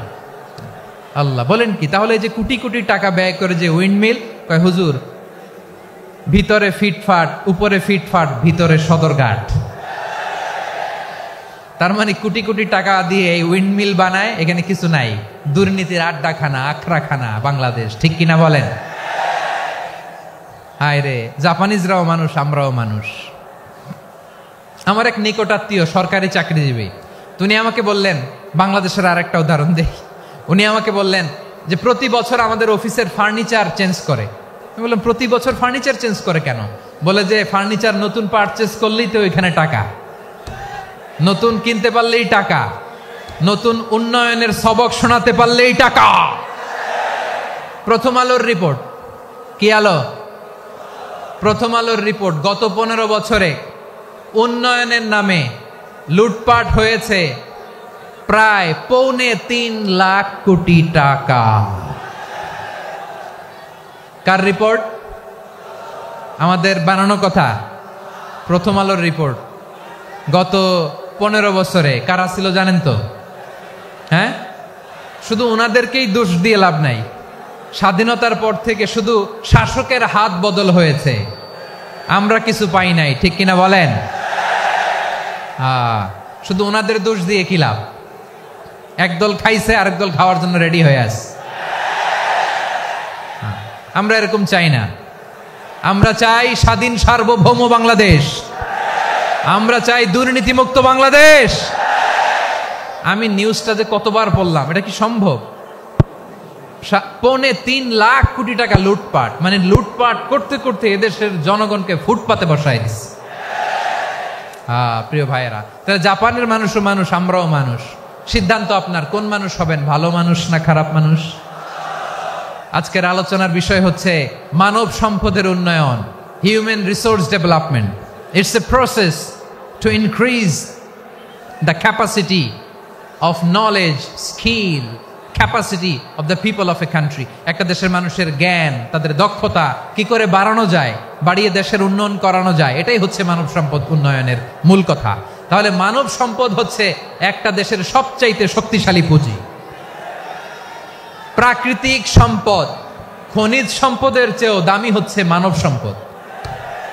আমার প্রিয় যশোর, প্রাকৃতিক সম্পদ, খনিজ সম্পদের চেয়েও দামি সম্পদ কি সম্পদ? আল্লাহ তাআলা দয়া করে আমাদেরকে এই মানব সম্পদ দিয়েছেন। আসুন আমাদের এই মানুষগুলোকে আমরা সোনার মানুষ বানাই। রাজি আছেন তো সবাই? রাজি আছেন? মানুষ পারে না এমন কোনো কিছু নাই, চাইলে সব পারে। এজন্য মানুষকে তারবিয়া দিতে হবে, যথাযথভাবে তাদেরকে গড়তে হবে। আসুন আমরা সিরাতের আয়নায় বিশ্বনবীর জীবনী থেকে দেখি তিনি কিভাবে হিউম্যান রিসোর্সকে ম্যানেজ করতেন। যদি আপনাদের সময় হয় দু একটা উদাহরণ দিয়ে আজকে আমি আমার আলোচনার বিদায় নিব। হবে সময় হবে কয়েক মিনিট? হ্যাঁ, শান্ত থাকবেন তো? শান্ত থাকবা? হ্যাঁ ঠিক আছে। এই ধাক্কার মধ্যে ঢুকছে, এবার মজা বুঝতেছে তো? হ্যাঁ, মানা করছিলাম না? ঠিক আছে, টের পাও। হ্যাঁ ঠিক আছে। যে আওয়াজ করবে আমি ওকে দেখতেছি, কে কে আওয়াজ করে দেখতেছি। শেষ কথা, শেষের দিকে চলে আসছি। বিষ্ণু ইসলাম কিভাবে হিউম্যান রিসোর্সকে ম্যানেজ করতেন, মজার কথা আছে কয়েকটা, বলে বিদায় নিব। বিশ্বনবী কিভাবে এই মানব সম্পদকে ম্যানেজ করতেন। বিশ্বনবী he was a very good talent hunter, চৌকস ট্যালেন্ট হান্টার ছিল। কার মধ্যে কি ট্যালেন্ট আছে দেখলেই বুঝে ফেলতেন। সুবহানাল্লাহ পড়বেন না? কি নবী আমরা পেয়েছি! He was a very good talent hunter. আমার নবী তিনি চৌকস ট্যালেন্ট হান্টার ছিলেন। কার মধ্যে কি প্রতিভা বের করতেন, ওই প্রতিভাকে ইসলামের কল্যাণে কাজে লাগাতেন। সুবহানাল্লাহ বলেন। যাকে যেই জায়গায় সেট করলে ভালো হবে তাকে ওই জায়গায় সেট করতেন। কয়েকজন সাহাবীর জীবনী শোনাই। আবু মাহজুরা রাদিয়াল্লাহু তাআলা আনহু, মক্কার মুয়াজ্জিন, আগে ছিল মুশরিক, পরে হয়েছে মুমিন। উনি কিভাবে মুমিন হইলেন এই ঘটনাটা একটু আপনাদের শোনাতে চাই। তা আপনাদের তো সময় নাই হাতে। হ্যাঁ সময় আছে? অষ্টম হিজরি। কত হিজরি? সবাই বলেন না একটু, কত হিজরি? অষ্টম হিজরিতে হুনাইনের যুদ্ধে রাসূল সাল্লাল্লাহু আলাইহি ওয়াসাল্লাম ফিরে আসতেছেন মদিনায়। পথিমধ্যে বেলাল রাদিয়াল্লাহু তাআলা আনহু আজান দিচ্ছেন। কি দিচ্ছেন? তো পাশে ছিল মুশরিকদের একটা পল্লী, কিছু মুশরিক তরুণ, কিছু অমুসলিম কিশোর, তারা আজানকে ব্যঙ্গ করতেছে। আমাদের বাংলায় মুখ ভেঙ্গানো বলে আর কি। বেলাল রাদিয়াল্লাহু তাআলা আনহু আজান দিচ্ছেন, ওই বাচ্চাগুলো মুশরিক তো, ওরা আজানকে ব্যঙ্গ করতেছে, বিকৃতি করে ওরাও আজান দিচ্ছে। উদ্দেশ্য হচ্ছে আজানকে নিয়ে ঠাট্টা করা। উদ্দেশ্য কি? ঠাট্টা করা। ব্যাপারটা মনে কষ্ট পাওয়ার মতো ব্যাপার না? কিন্তু বিশ্বনবী ওইখানে দেখেন কি খুঁজলেন। বিশ্বনবী খেয়াল করলেন অমুসলিম কিশোরদের মধ্য থেকে একটা কিশোরের গলাটা বড় দরাজ গলা, কণ্ঠটা বড় সুন্দর। খেয়াল করে দেখলেন যে কিছু কিশোর বেলালের আজানকে ব্যঙ্গ করে, বিকৃতি করে, কিন্তু একজনের কণ্ঠ দেখতে পাচ্ছেন না এত দূরে, কিন্তু কণ্ঠটা বড় সুন্দর, দরাজ গলা। বিশ্বনবী সাহাবীদেরকে বললেন, ধরো এগুলারে, ধরো। সবগুলারে ধরে বিশ্বনবীর সামনে আনা হলো। ওরা হাঁটু গেড়ে বসলো। বিশ্বনবী বললেন, তোমাদের মধ্যে কে যেন ব্যঙ্গ করে আজান দিচ্ছিল, তার গলাটা বড় উঁচু, গলার বেসটা বড় মজবুত, মেলোডিয়াস, সুমধুর কণ্ঠ। কে? আবু মাহজুরা বলে, আমার বন্ধুরা সবাই আমার দিকে আঙ্গুল দেখায়, আমি পড়ে গেছি বিপদে। রাসূল সাল্লাল্লাহু আলাইহি ওয়াসাল্লাম বাকি অমুসলিম তরুণদেরকে ছেড়ে দিলেন, বললেন তোমরা যাও। এবার আবু মাহজুরারে পাইছে। আবু মাহজুরার চুলের মধ্যে হাত দিলেন বিশ্বনবী, মাথায় হাত দিয়ে বললেন, এবার আজান দাও দেখি। আবু মাহজুরা বলে, আমি তো আজান দিতে জানি না, কারণ আমি তো বেলালেরটা শুইনা দিছি, আমার তো মুখস্থ নাই, আমি তো আজান দিতে জানি না। বিশ্বনবী বললেন, জানো না?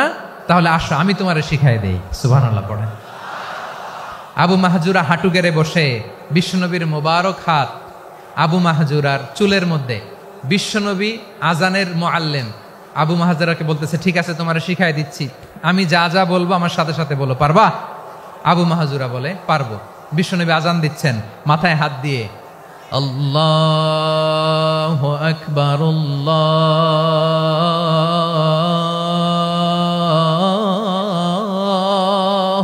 আকবার। আবু মাহাজুরা এই বাক্যটা পড়লেন। বিশ্বনবী দ্বিতীয় বাক্য পড়তে আরম্ভ করলেন, আল্লাহু আকবার, আল্লাহু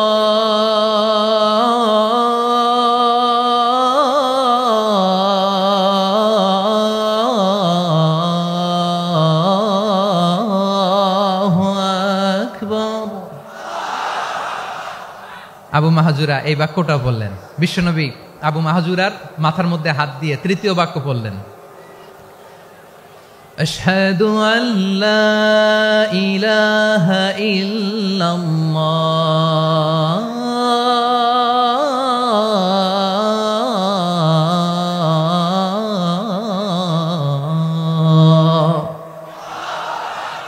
আবু মাহাজুরা তৃতীয় বাক্য পড়লেন। বিশ্বনবী একটা বাক্য পরে আবু মাহাজুরা পরে, বিশ্বনবী পরে আবু মাহাজুরা পরে। আবু মাহাজুরা কিন্তু অমুসলিম, মুশরিক। আবু মাহাজুরা বলে, এক একটা বাক্য পড়ি আমার কলিজাটা গলে ঠান্ডা হয়ে যায়। এতদিন মোহাম্মদকে গালি দিতাম, এখন মোহাম্মদ আমার মাথায় যখন হাত রাখছে আমার সারা শরীর ঠান্ডা হয়ে গেছে। বিশ্বনবী আজান শিখাচ্ছেন, একটা একটা বাক্য পড়ে আবু মাহাজুরাও পড়ে, বিশ্বনবী পড়ে আবু মাহাজুরাও পড়ে। পুরো বাক্যগুলো যখন শেষ, আজান শেষ, আবু মাহাজুরাও যখন পুরো আজান পড়লেন, আবু মাহাজুরা বললেন, এতদিন মোহাম্মদের চেহারা দেখলে আমার ঘৃণা লাগতো, আজ থেকে মোহাম্মদের চেহারার চেয়ে প্রিয় চেহারা আমার কাছে নাই। আবু মাহাজুরা বললেন, ও মুহাম্মদ, আজানের বাক্য তো আপনি আমারে শেখালেন, এখানেই শেষ করবেন না, আপনি আমারে পড়ায় দেন, লা ইলাহা ইল্লাল্লাহু মুহাম্মাদুর রাসূলুল্লাহ সাল্লাল্লাহু আলাইহি ওয়াসাল্লাম। বিশ্বনবীর সাথে দাঁড়িয়ে উনি শাহাদা পড়ে মুসলমান হয়ে গেলেন। এবার আবু মাহাজুরা বলে, ইয়া রাসূলুল্লাহ, ইয়া হাবিবাল্লাহ, আমি মুমিন হয়েছি, মুসলমান হয়েছি, আপনার কাছ থেকে আজান শিখার সৌভাগ্য আমি লাভ করেছি গো নবী। আমার কণ্ঠের বড় তারিফ করেছেন, আপনি আমার আজানকে আপনি পছন্দ করেছেন। একটা জিনিস আপনার কাছে চাই, আপনি আমাকে মক্কার মসজিদুল হারামের মুয়াজ্জিন হিসেবে অ্যাপয়েন্ট করে দে। বিষ্ণু ইসা ইসলাম বললেন, যাও আবু মাহজুরা, আমি তোমাকে পৃথিবীর শ্রেষ্ঠতম মসজিদ মক্কার মসজিদুল হারামের মুয়াজ্জিন হিসেবে অ্যাপয়েন্ট করে দিলাম। দেখছেন কিভাবে ট্যালেন্ট হান্টিং করতে হয়, কিভাবে হিউম্যান রিসোর্স মানব সম্পদকে ব্যবহার করতে হয়। আসছিল আজানকে ভেঙ্গাইতে, আসছিল কেন?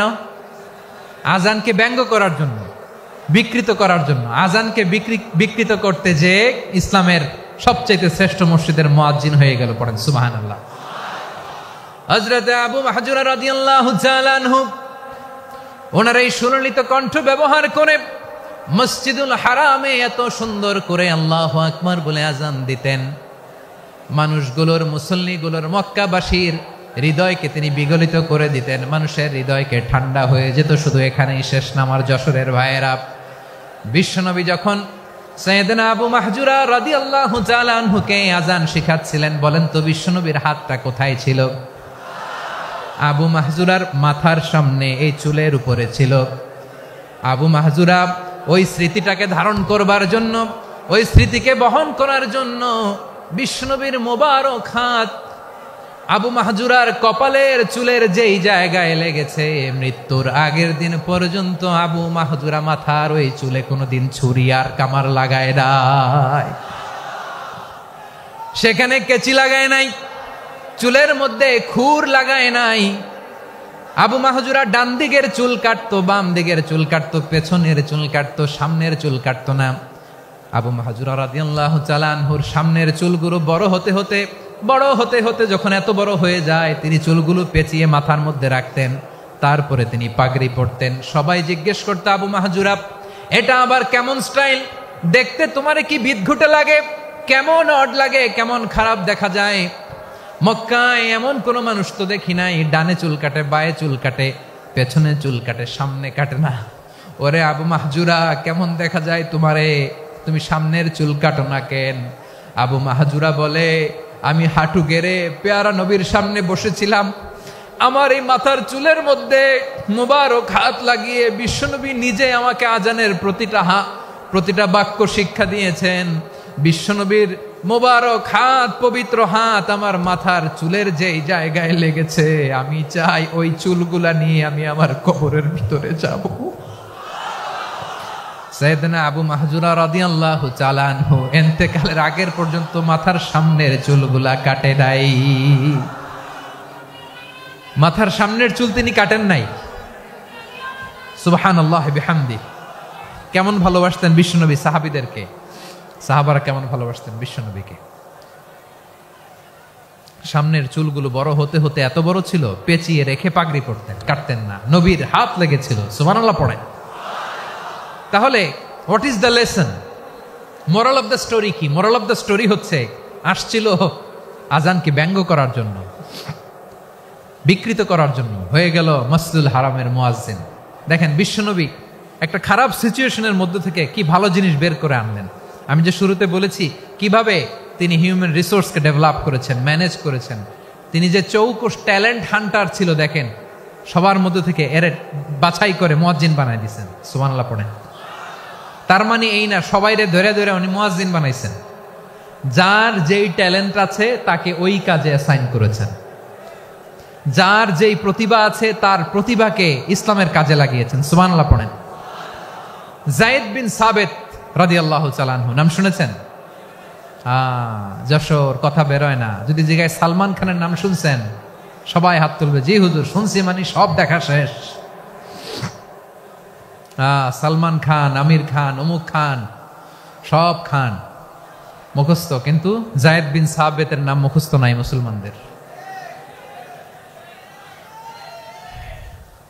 যেই সাহাবী মাথার সামনের চুল কাটে নাই, মসজিদুল হারামের মুয়াজ্জিন বানাইছেন বিশ্বনবী, ওই সাহাবীর নাম কি?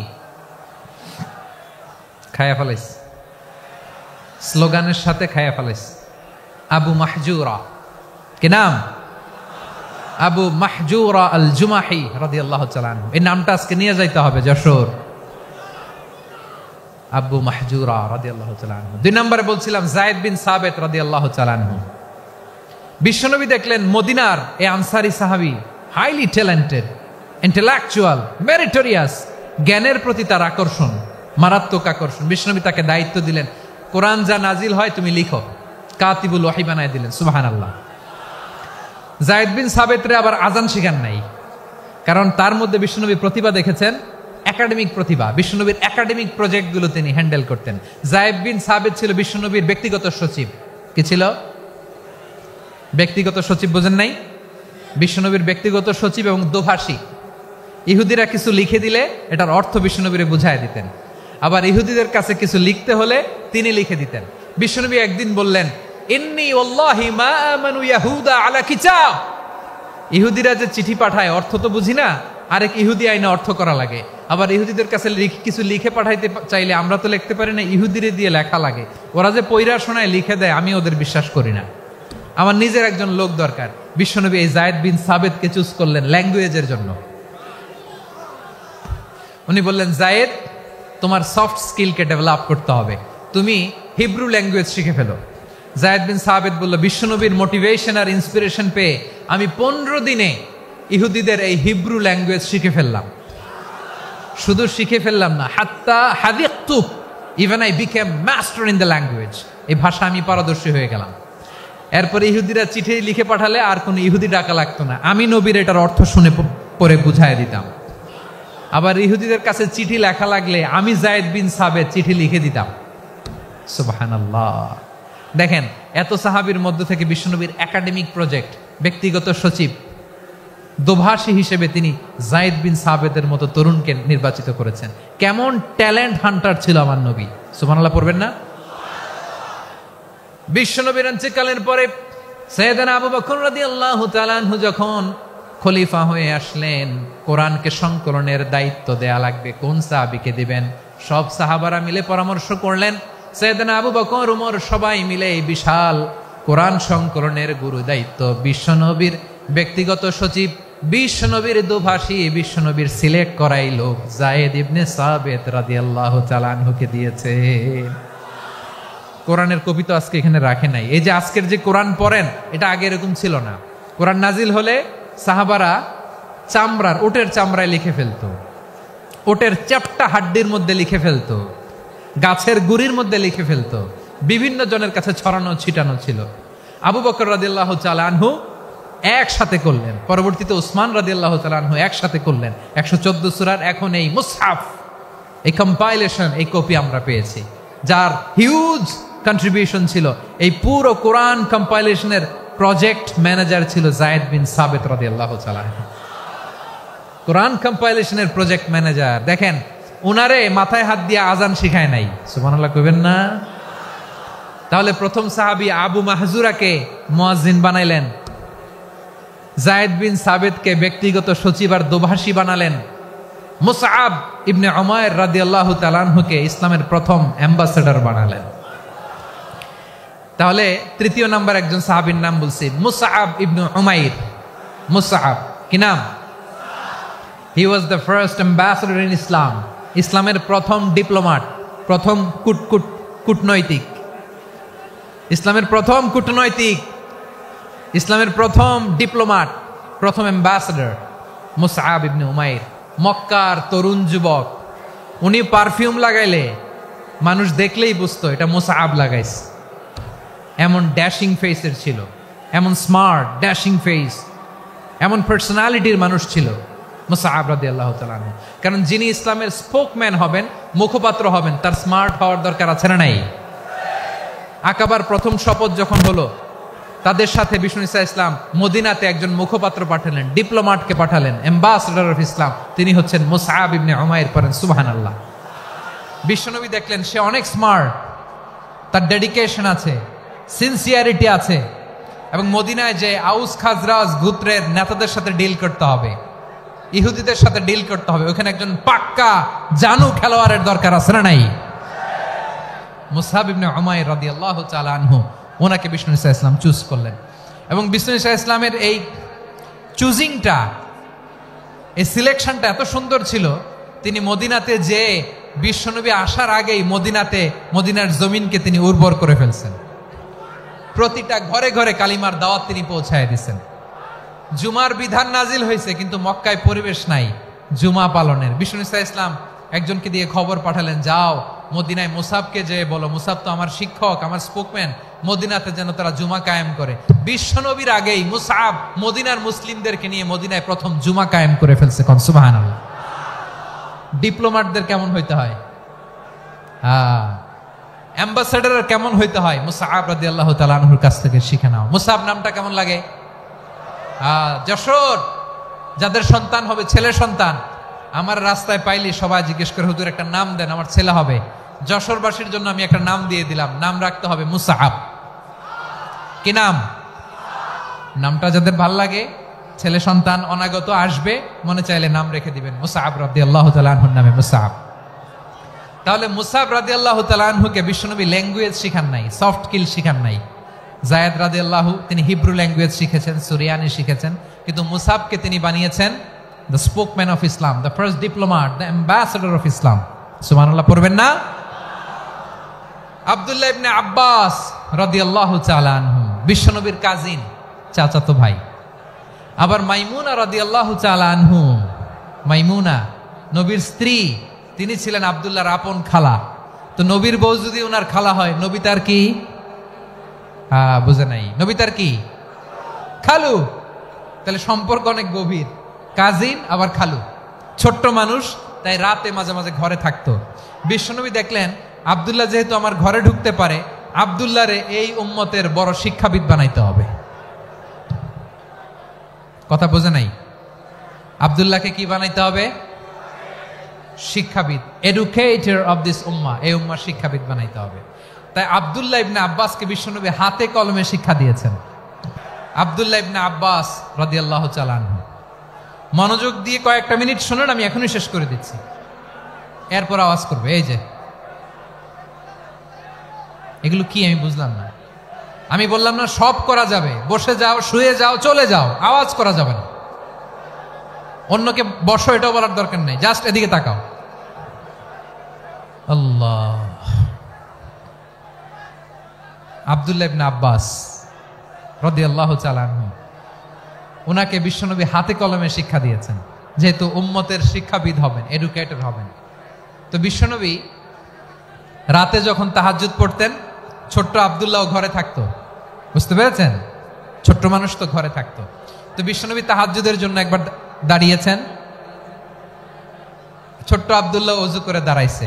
আচ্ছা বলেন তো, ইমাম আর মুসল্লি মোট যদি দুইজন হয়, একজন ইমাম একজন মুসল্লি, তো মুসল্লি ইমামের কোন দিকে দাঁড়াবে? ডানে দাঁড়াবে। ছোট্ট আব্দুল্লাহ বোঝে নাই, বিশ্বনবী তাহাজ্জুদ শুরু করেছেন, উনি ইক্তেদা করছেন আর দাঁড়াইছেন বায়ে। কোথায় দাঁড়িয়েছেন? আব্দুল্লাহ বলেন, যখন আমি বায়ে দাঁড়ালাম, আখাযা রাসূলুল্লাহ সাল্লাল্লাহু আলাইহি ওয়াসাল্লাম উযুনি আল ইউমনা ইয়াফতিলুহা, বিশ্বনবী নামাজরত অবস্থায় আমার কান ধরে টেনে আমার ডান দিকে এনে দাঁড় করায় দিলেন। পড়েন সুবহানাল্লাহ। দেখেন, হাতে কলমে শিক্ষা। আর জীবনে ভুল হবে? কথা কয় না, আর ভুল হবে? আর ভুল হবে না।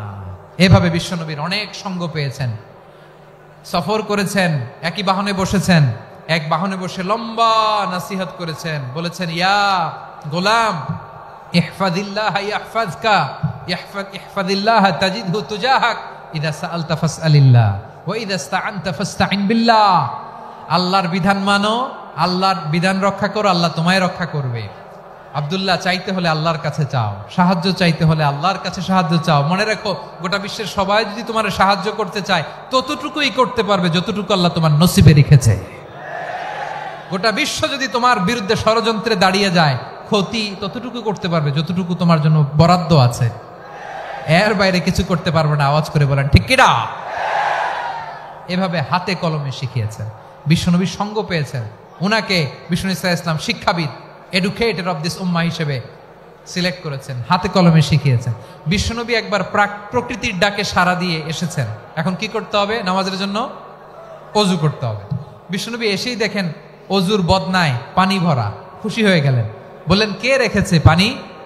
একজন বলল, আব্দুল্লাহ রেখেছে। বিশ্বনবী অত্যন্ত খুশি হলেন, খুশি হয়ে একটা দোয়া করলেন, বললেন, আল্লাহুম্মা ফাক্কিহু ফিদ্দীন ওয়া আল্লিমহু তা'ওয়ীল।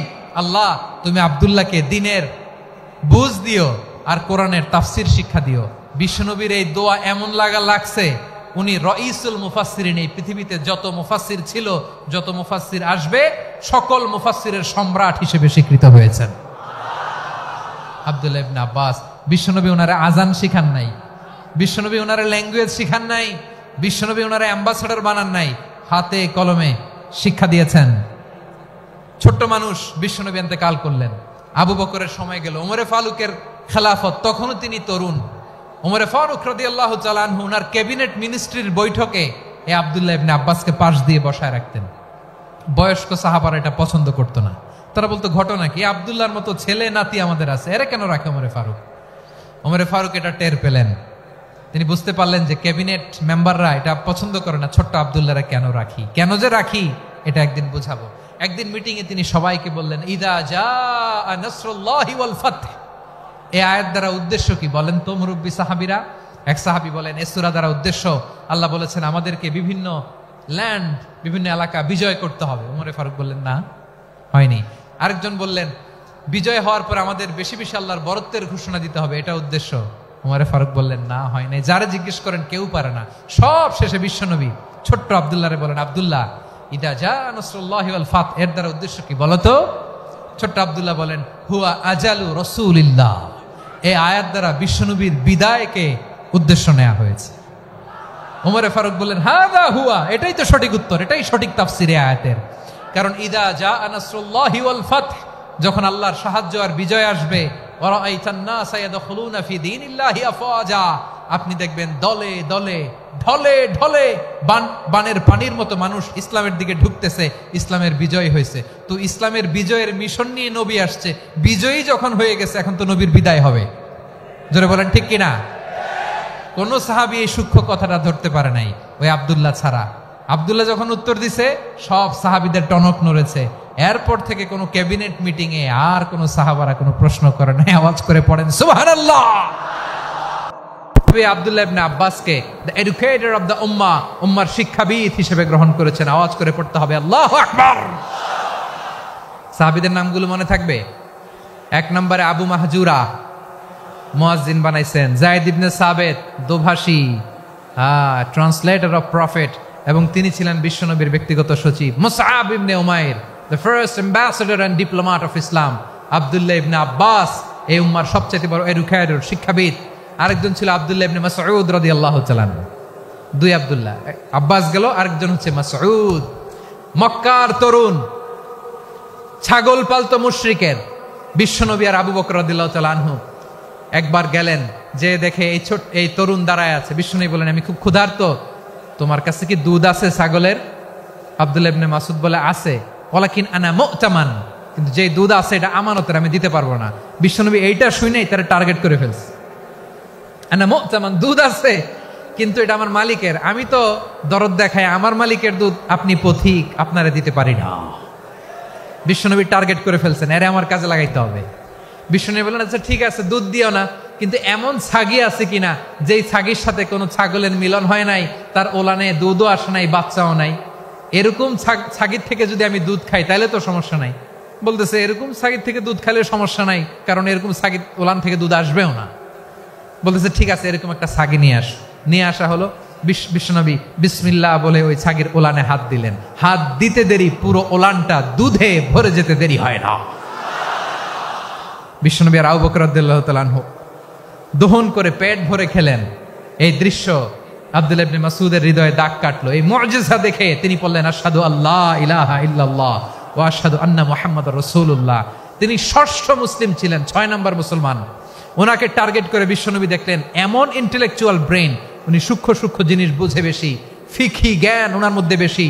বিশ্বনবী ওনাকে কোরআনের জ্ঞান শিক্ষা দিতে লাগলেন। উনি বিশ্বনবী সবার কাছে কোরআন শোনায়, কিন্তু বিশ্বনবী নিজে আব্দুল্লাহ ইবনে মাসউদের কাছ থেকে কোরআন শুনতো। বিশ্বনবী একবার বললেন, ইকরা আলাইয়া ইয়া মাসউদ। ইবনে মাসউদ, একবার শোনাও তো কোরআন দেখি। আব্দুল্লাহ ইবনে মাসউদ বলে, আকরাউ আলাইকা ওয়া আলাইকা উনজিল। নবী, আপনার উপর কোরআন নাজিল হয় আর আমি আপনার সামনে কোরআন পড়ব। বিশ্বনবী বললেন, ইন্নী উহিব্বু আন আসমাআহু মিন গায়রি। আমি নিজে পড়তে যেমনি ভালোবাসি, অন্যে পড়ুক আমি শুনবো, এটাও আমি ভালোবাসি। সূরা নিসা তিনি তেলাওয়াত করে শুনিয়েছেন। এমন সূক্ষ্ম সূক্ষ্ম বিষয় বিশ্বনবী উনাকে ধরিয়ে দিয়েছেন। উনি হয়ে গিয়েছেন, আব্দুল্লাহ ইবনে আব্বাস হয়েছেন রাইসুল মুফাসসিরিন, উনি হয়ে গিয়েছেন ফাকিহুল উম্মাহ। উনার চাইতে বড় ফকি এই পৃথিবী আর দেখবে না। চিল্লায় বলেন সুবহানাল্লাহ। উনি বলতেন, ওয়াল্লাহি ওয়াল্লাহি ইল্লাযী লা ইলাহা গায়রু মা উনজিলাত সূরাতুন ইল্লা ওয়া আনা আ'লামু আইনা উনজিলাত ওয়া ফীমা উনজিলাত। বিশ্বনবী এমন ভাবে কোরআনের দার্স আমাকে দিয়েছেন, কোরআনে যত সূরা নাজিল হয়েছে, যেখানে নাজিল হোক না কেন আমি জানি এটা কোথায় নাজিল হয়েছে এবং কোন প্রেক্ষাপটে নাজিল হয়েছে। এমন একটা সূরা নাই যে সূরার কোথায় নাজিল হয়েছে আমি মাসুদের জানা নাই, কোন প্রেক্ষাপটে নাজিল হয়েছে আমার জানা নাই। এরকম ঘটবে না। চিল্লায় বলেন আল্লাহু আকবার। এই আব্দুল্লাহ ইবনে মাসউদ রাদিয়াল্লাহু তাআলা আনহু ওমর ফারুকের সময় কুফার চিফ জাস্টিস ছিলেন। কুফা নগরীর চিফ জাস্টিস। চিফ জাস্টিস বুঝেন নাই? বিচারপতি। কি ছিলেন? সবাই বলে নাই, কি ছিলেন? বিচারপতি ছিলেন। এবং ওনার যে ফিকহি জ্ঞানের ধারা, এটাই আলকামা, ইব্রাহিম আন-নাখাই, হাম্মাদ ইবনে সুলাইমান হয়ে ইমাম আবু হানিফা পর্যন্ত পৌঁছেছে। এবং ওনার ফিকহি জ্ঞানের ধারাই হানাফি মাযহাবে অ্যাকসেপ্ট হয়েছে। আজও এগুলো হানাফি মাযহাবে চর্চিত হয়। হানাফি মাযহাবের সব ফিক আব্দুল্লাহ ইবনে মাসউদের ফিকহি জ্ঞানের ধারা থেকে নেওয়া হয়েছে। চিল্লায় পড়েন সুবহানাল্লাহ। তাহলে উনাকে বিশ্বনবী বানিয়েছেন জুরিস্ট, আইনবিদ, ফাকিহ। উনারে আজান শিখান নাই। হিউম্যান রিসোর্স ডেভেলপমেন্ট কিভাবে করবেন, মানব সম্পদের উন্নয়ন কিভাবে করতে হয়, কিভাবে যার যেখানে প্রতিভা কাজে লাগাতে হয় উনি দেখিয়েছেন। সুবহানাল্লাহ পড়বেন না? খালিদ বিন ওয়ালিদ নাম শুনছেন? কে কে শোনেন নাই হাত তোলেন। কি ছিলেন? বীর যোদ্ধা ছিলেন খালিদ বিন ওয়ালিদ। কিন্তু তিনি ইসলাম ধর্ম গ্রহণ করেছেন অনেক দেরিতে, 8ম হিজরিতে। তার মানে 8ম হিজরির আগে উনি মুশরিকদের পক্ষে লড়াই করেছেন। ওনার হাতে কত মুসলিম সাহাবী যে নিহত হয়েছে হিসাব নাই। বিশ্বনবী টার্গেট করে রাখছে, তুমি আমাদের মুসলিমদের এত ক্ষতি করলা, তুমি যখন মুসলমান হবা তোমারে দিয়ে আমি এমন কাম করামু যে এটা আর কেউ করতে পারবে না। সুবহানাল্লাহ নাই? যশোর ক্লান্ত হয়ে গেছে।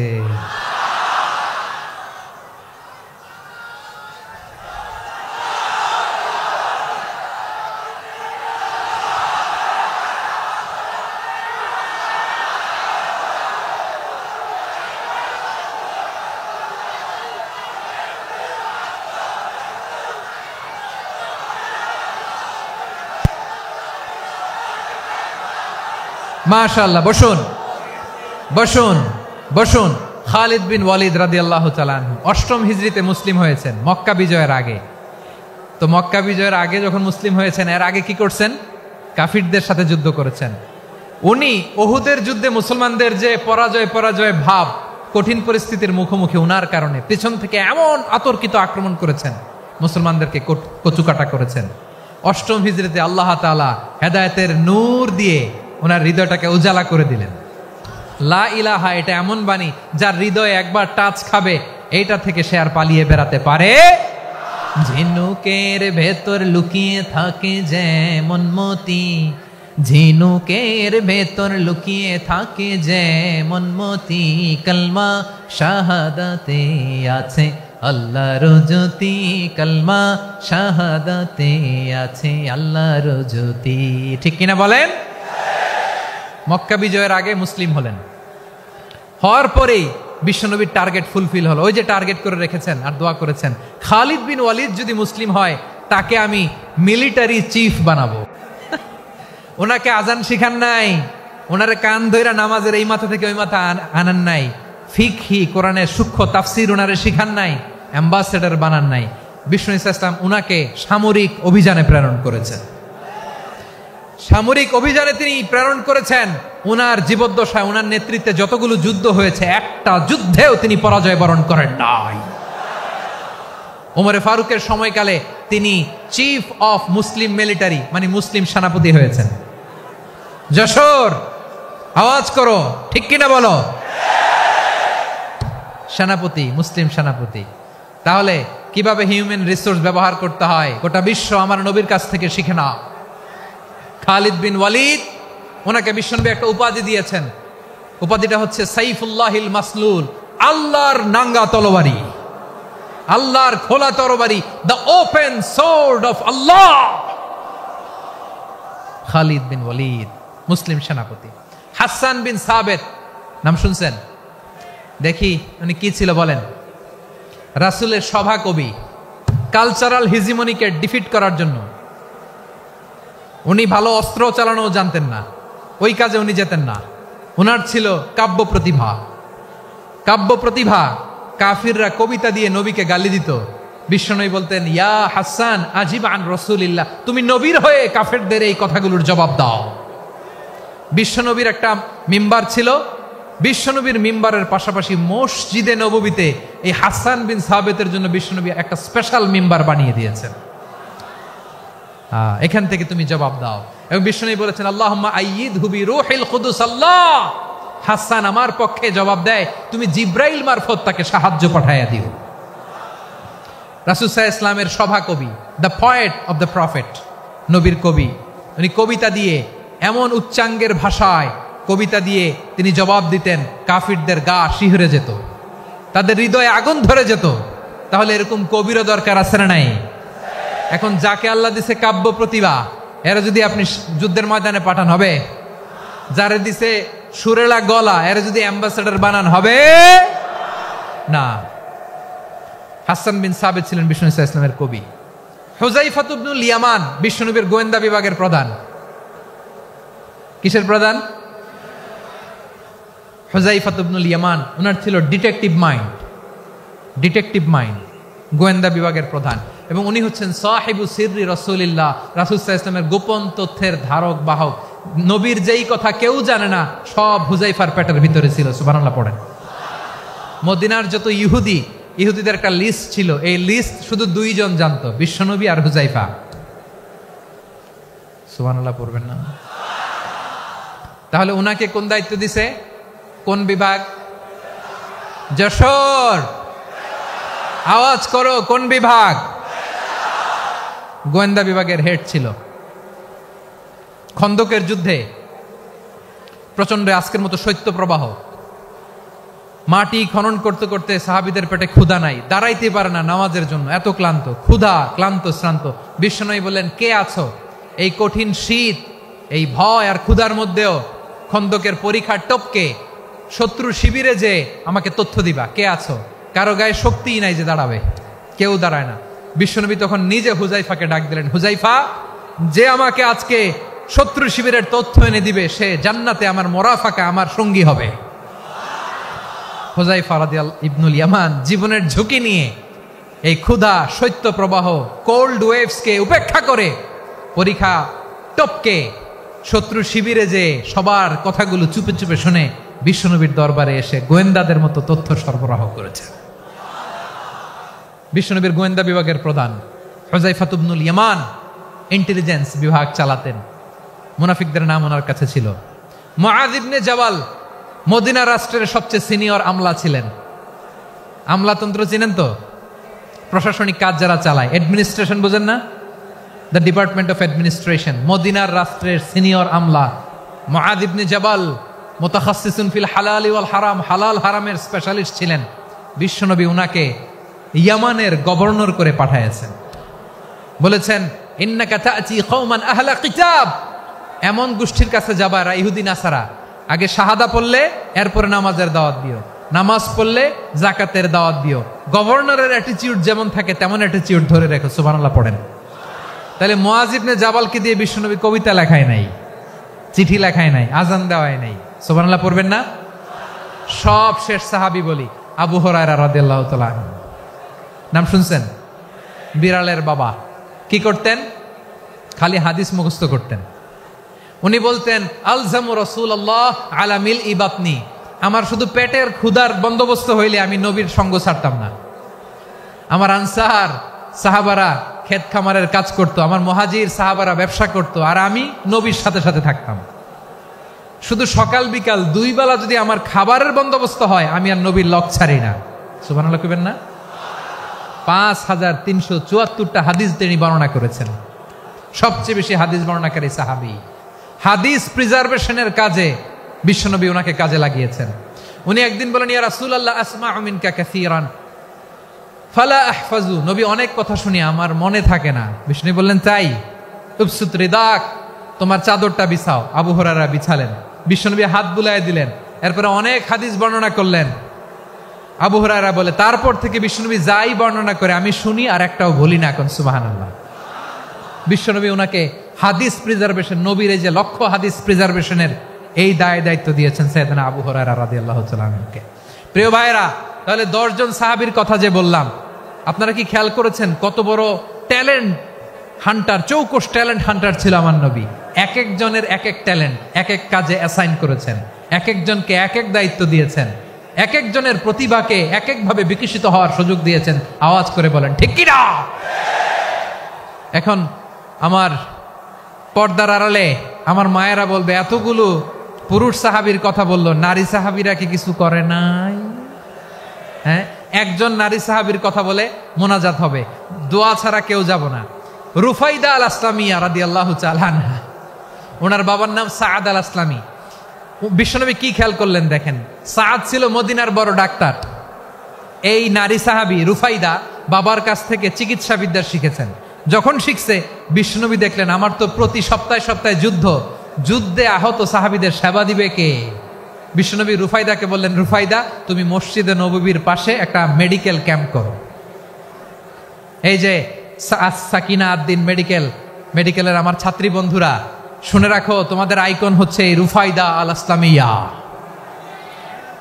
বিশ্বনবীর ডিরেকশন অনুযায়ী তিনি মসজিদে নববীর পাশে একটা মেডিকেল ক্যাম্প করলেন এবং আহত সাহাবাদের চিকিৎসা উনি ওনার টিম নিয়ে দিতেন।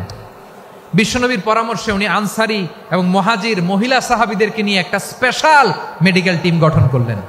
খায়বার যুদ্ধে 7ম হিজরিতে যখন বিশ্বনবী যায়, উনি ওনার টিম নিয়ে আসলেন, বললেন, ইয়া রাসূলুল্লাহ, আমরা তো তলোয়ার চালাতে পারি না, আমরা তো তীর মারতে পারি না, আপনি যদি অনুমতি দেন খায়বার অভিযানে আমি আমার টিম নিয়ে মেডিকেল টিমের সেবাটা সার্ভিসটা দিতে চাই। পড়েন সুবহানাল্লাহ। বিশ্বনবী অনুমতি দিলেন। যোদ্ধা সাহাবীদের সাথে রুফাইদা আল আসলামিয়া উনিও মেডিকেল টিম নিয়ে অগ্রসর হলেন। খায়বারের প্রতিটা আহত ইনজুর্ড সাহাবী যারা ইনজুরির শিকার হয়েছেন, সবাই রুফাইদা আল আসলামিয়ার এই মেডিকেল ক্যাম্প থেকে চিকিৎসা সহায়তা পেয়েছেন। সুবহানাল্লাহ পড়েন। দেখেন কিভাবে বিশ্বনবী ট্যালেন্ট বাছাই করতেন। আপনি অবাক হবেন, বাহরাইনের মেডিকেল ইউনিভার্সিটিতে রুফাইদা আল আসলামিয়া মেডিকেল প্রাইজ অ্যাওয়ার্ড প্রতি বছর দেয়া হয়। যদি 8 দিনের এই মেডিকেল আমার বোনেরা যদি জেনে থাকো জানো, না হলে নতুন করে জানো, সার্চ দিও, রুফাইদা আল ইসলামিয়া মেডিকেল অ্যাওয়ার্ড বাহরাইনের ইউনিভার্সিটিতে দেওয়া হয়। প্রিয় ভাইয়েরা, তাহলে আলোচনার সামারি আমরা করি। বিশ্বনবী যার যেখানে ট্যালেন্ট তাকে ওইখানে কাজে লাগাতেন। আওয়াজ করে বলেন ঠিক কিনা?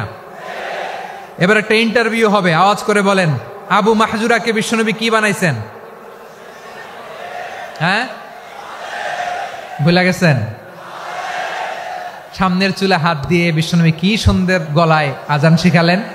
মুয়াজ্জিন যায়েদ বিন সাবেতকে একাডেমিক প্রজেক্টের দায়িত্ব দিয়েছেন, তিনি ছিলেন বিশ্বনবীর দোভাষী ব্যক্তিগত সচিব। মুসআব ইবনে উমাইর the first ambassador of Islam. আব্দুল্লাহ ইবনে আব্বাস উম্মার বড় শিক্ষাবিদ মুফাসসির। আব্দুল্লাহ ইবনে মাসউদ, আব্দুল্লাহ ইবনে মাসউদ ছিলেন জুরিস্ট। কি ছিলেন? জুরিস্ট ছিলেন, এই উম্মার সবচেয়ে বড় জুরিস্ট। খালিদ বিন ওয়ালিদ সেনাপ্রধান। হাসান বিন সাবেত, হাসান বিন সাবেত ছিলেন বিশ্বনবীর সভাকবি। কি ছিলেন? বিশ্বনবীর সভাকবি ছিলেন। এরপরে হুযায়ফা ইবনুল ইয়ামান কি ছিলেন? গোয়েন্দা বিভাগের প্রধান। মুআয ইবনে জাবাল কি ছিলেন? সিনিয়র আমলা, ইয়ামানের গভর্নর। আবু হুরায়রা রাদিয়াল্লাহু তাআলা আনহু হাদিস প্রিজার্ভেশনের কাজ করেছেন। আর আমাদের রুফাইদা আল ইসলামিয়া রাদিয়াল্লাহু তাআলা আনহা কি ছিলেন? নার্স ছিলেন, নার্স হয়ে মেডিকেল সেবা দিয়েছেন। প্রিয় ভাইয়েরা, পুরো আলোচনার যদি সামারি করি তাহলে বিশ্বনবী যেভাবে হিউম্যান রিসোর্সকে ম্যানেজ করেছেন, যার যেখানে প্রতিভা কাজে লাগিয়েছেন, আমরাও যদি করি আমাদের বাংলাদেশের চিত্র আমরা পাল্টে যেতে পারবো।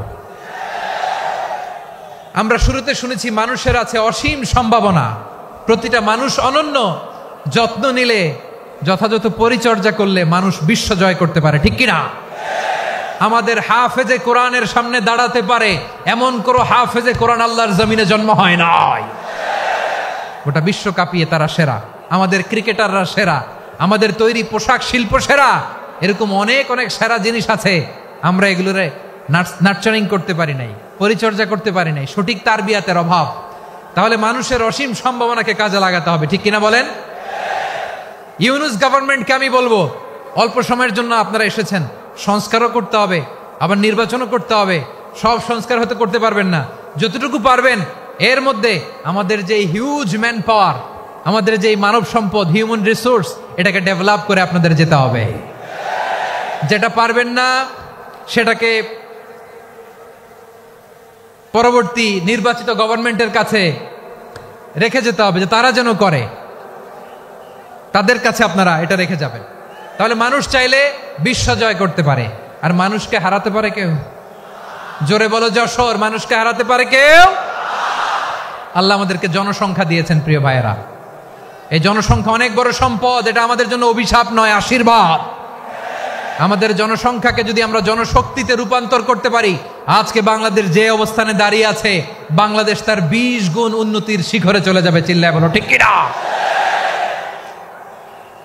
আমাদের শ্রমিক ভাইয়েরা বাইরে কাজ করে, আমাদের শ্রমজীবী ভাইয়েরা, প্রবাসীরা, তাদের ব্যাপারে গুরুত্ব দিতে হবে।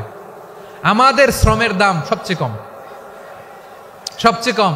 তারা এম্বাসিতে গুরুত্ব পায় না, এয়ারপোর্টে গুরুত্ব পায় না। এই সরকার অবশ্য তাদেরকে অনেক গুরুত্ব দিচ্ছে।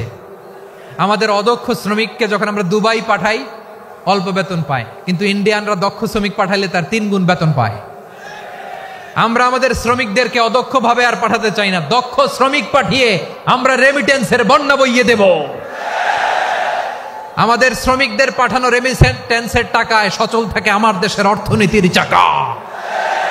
তাদেরকে সবচেয়ে গুরুত্ব দিতে হবে।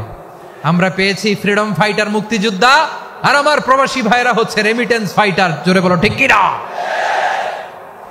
তাহলে আমাদের এই জনশক্তিকে জনসম্পদে ট্রান্সফর্ম করতে হবে। ঠিক কিনা বলেন?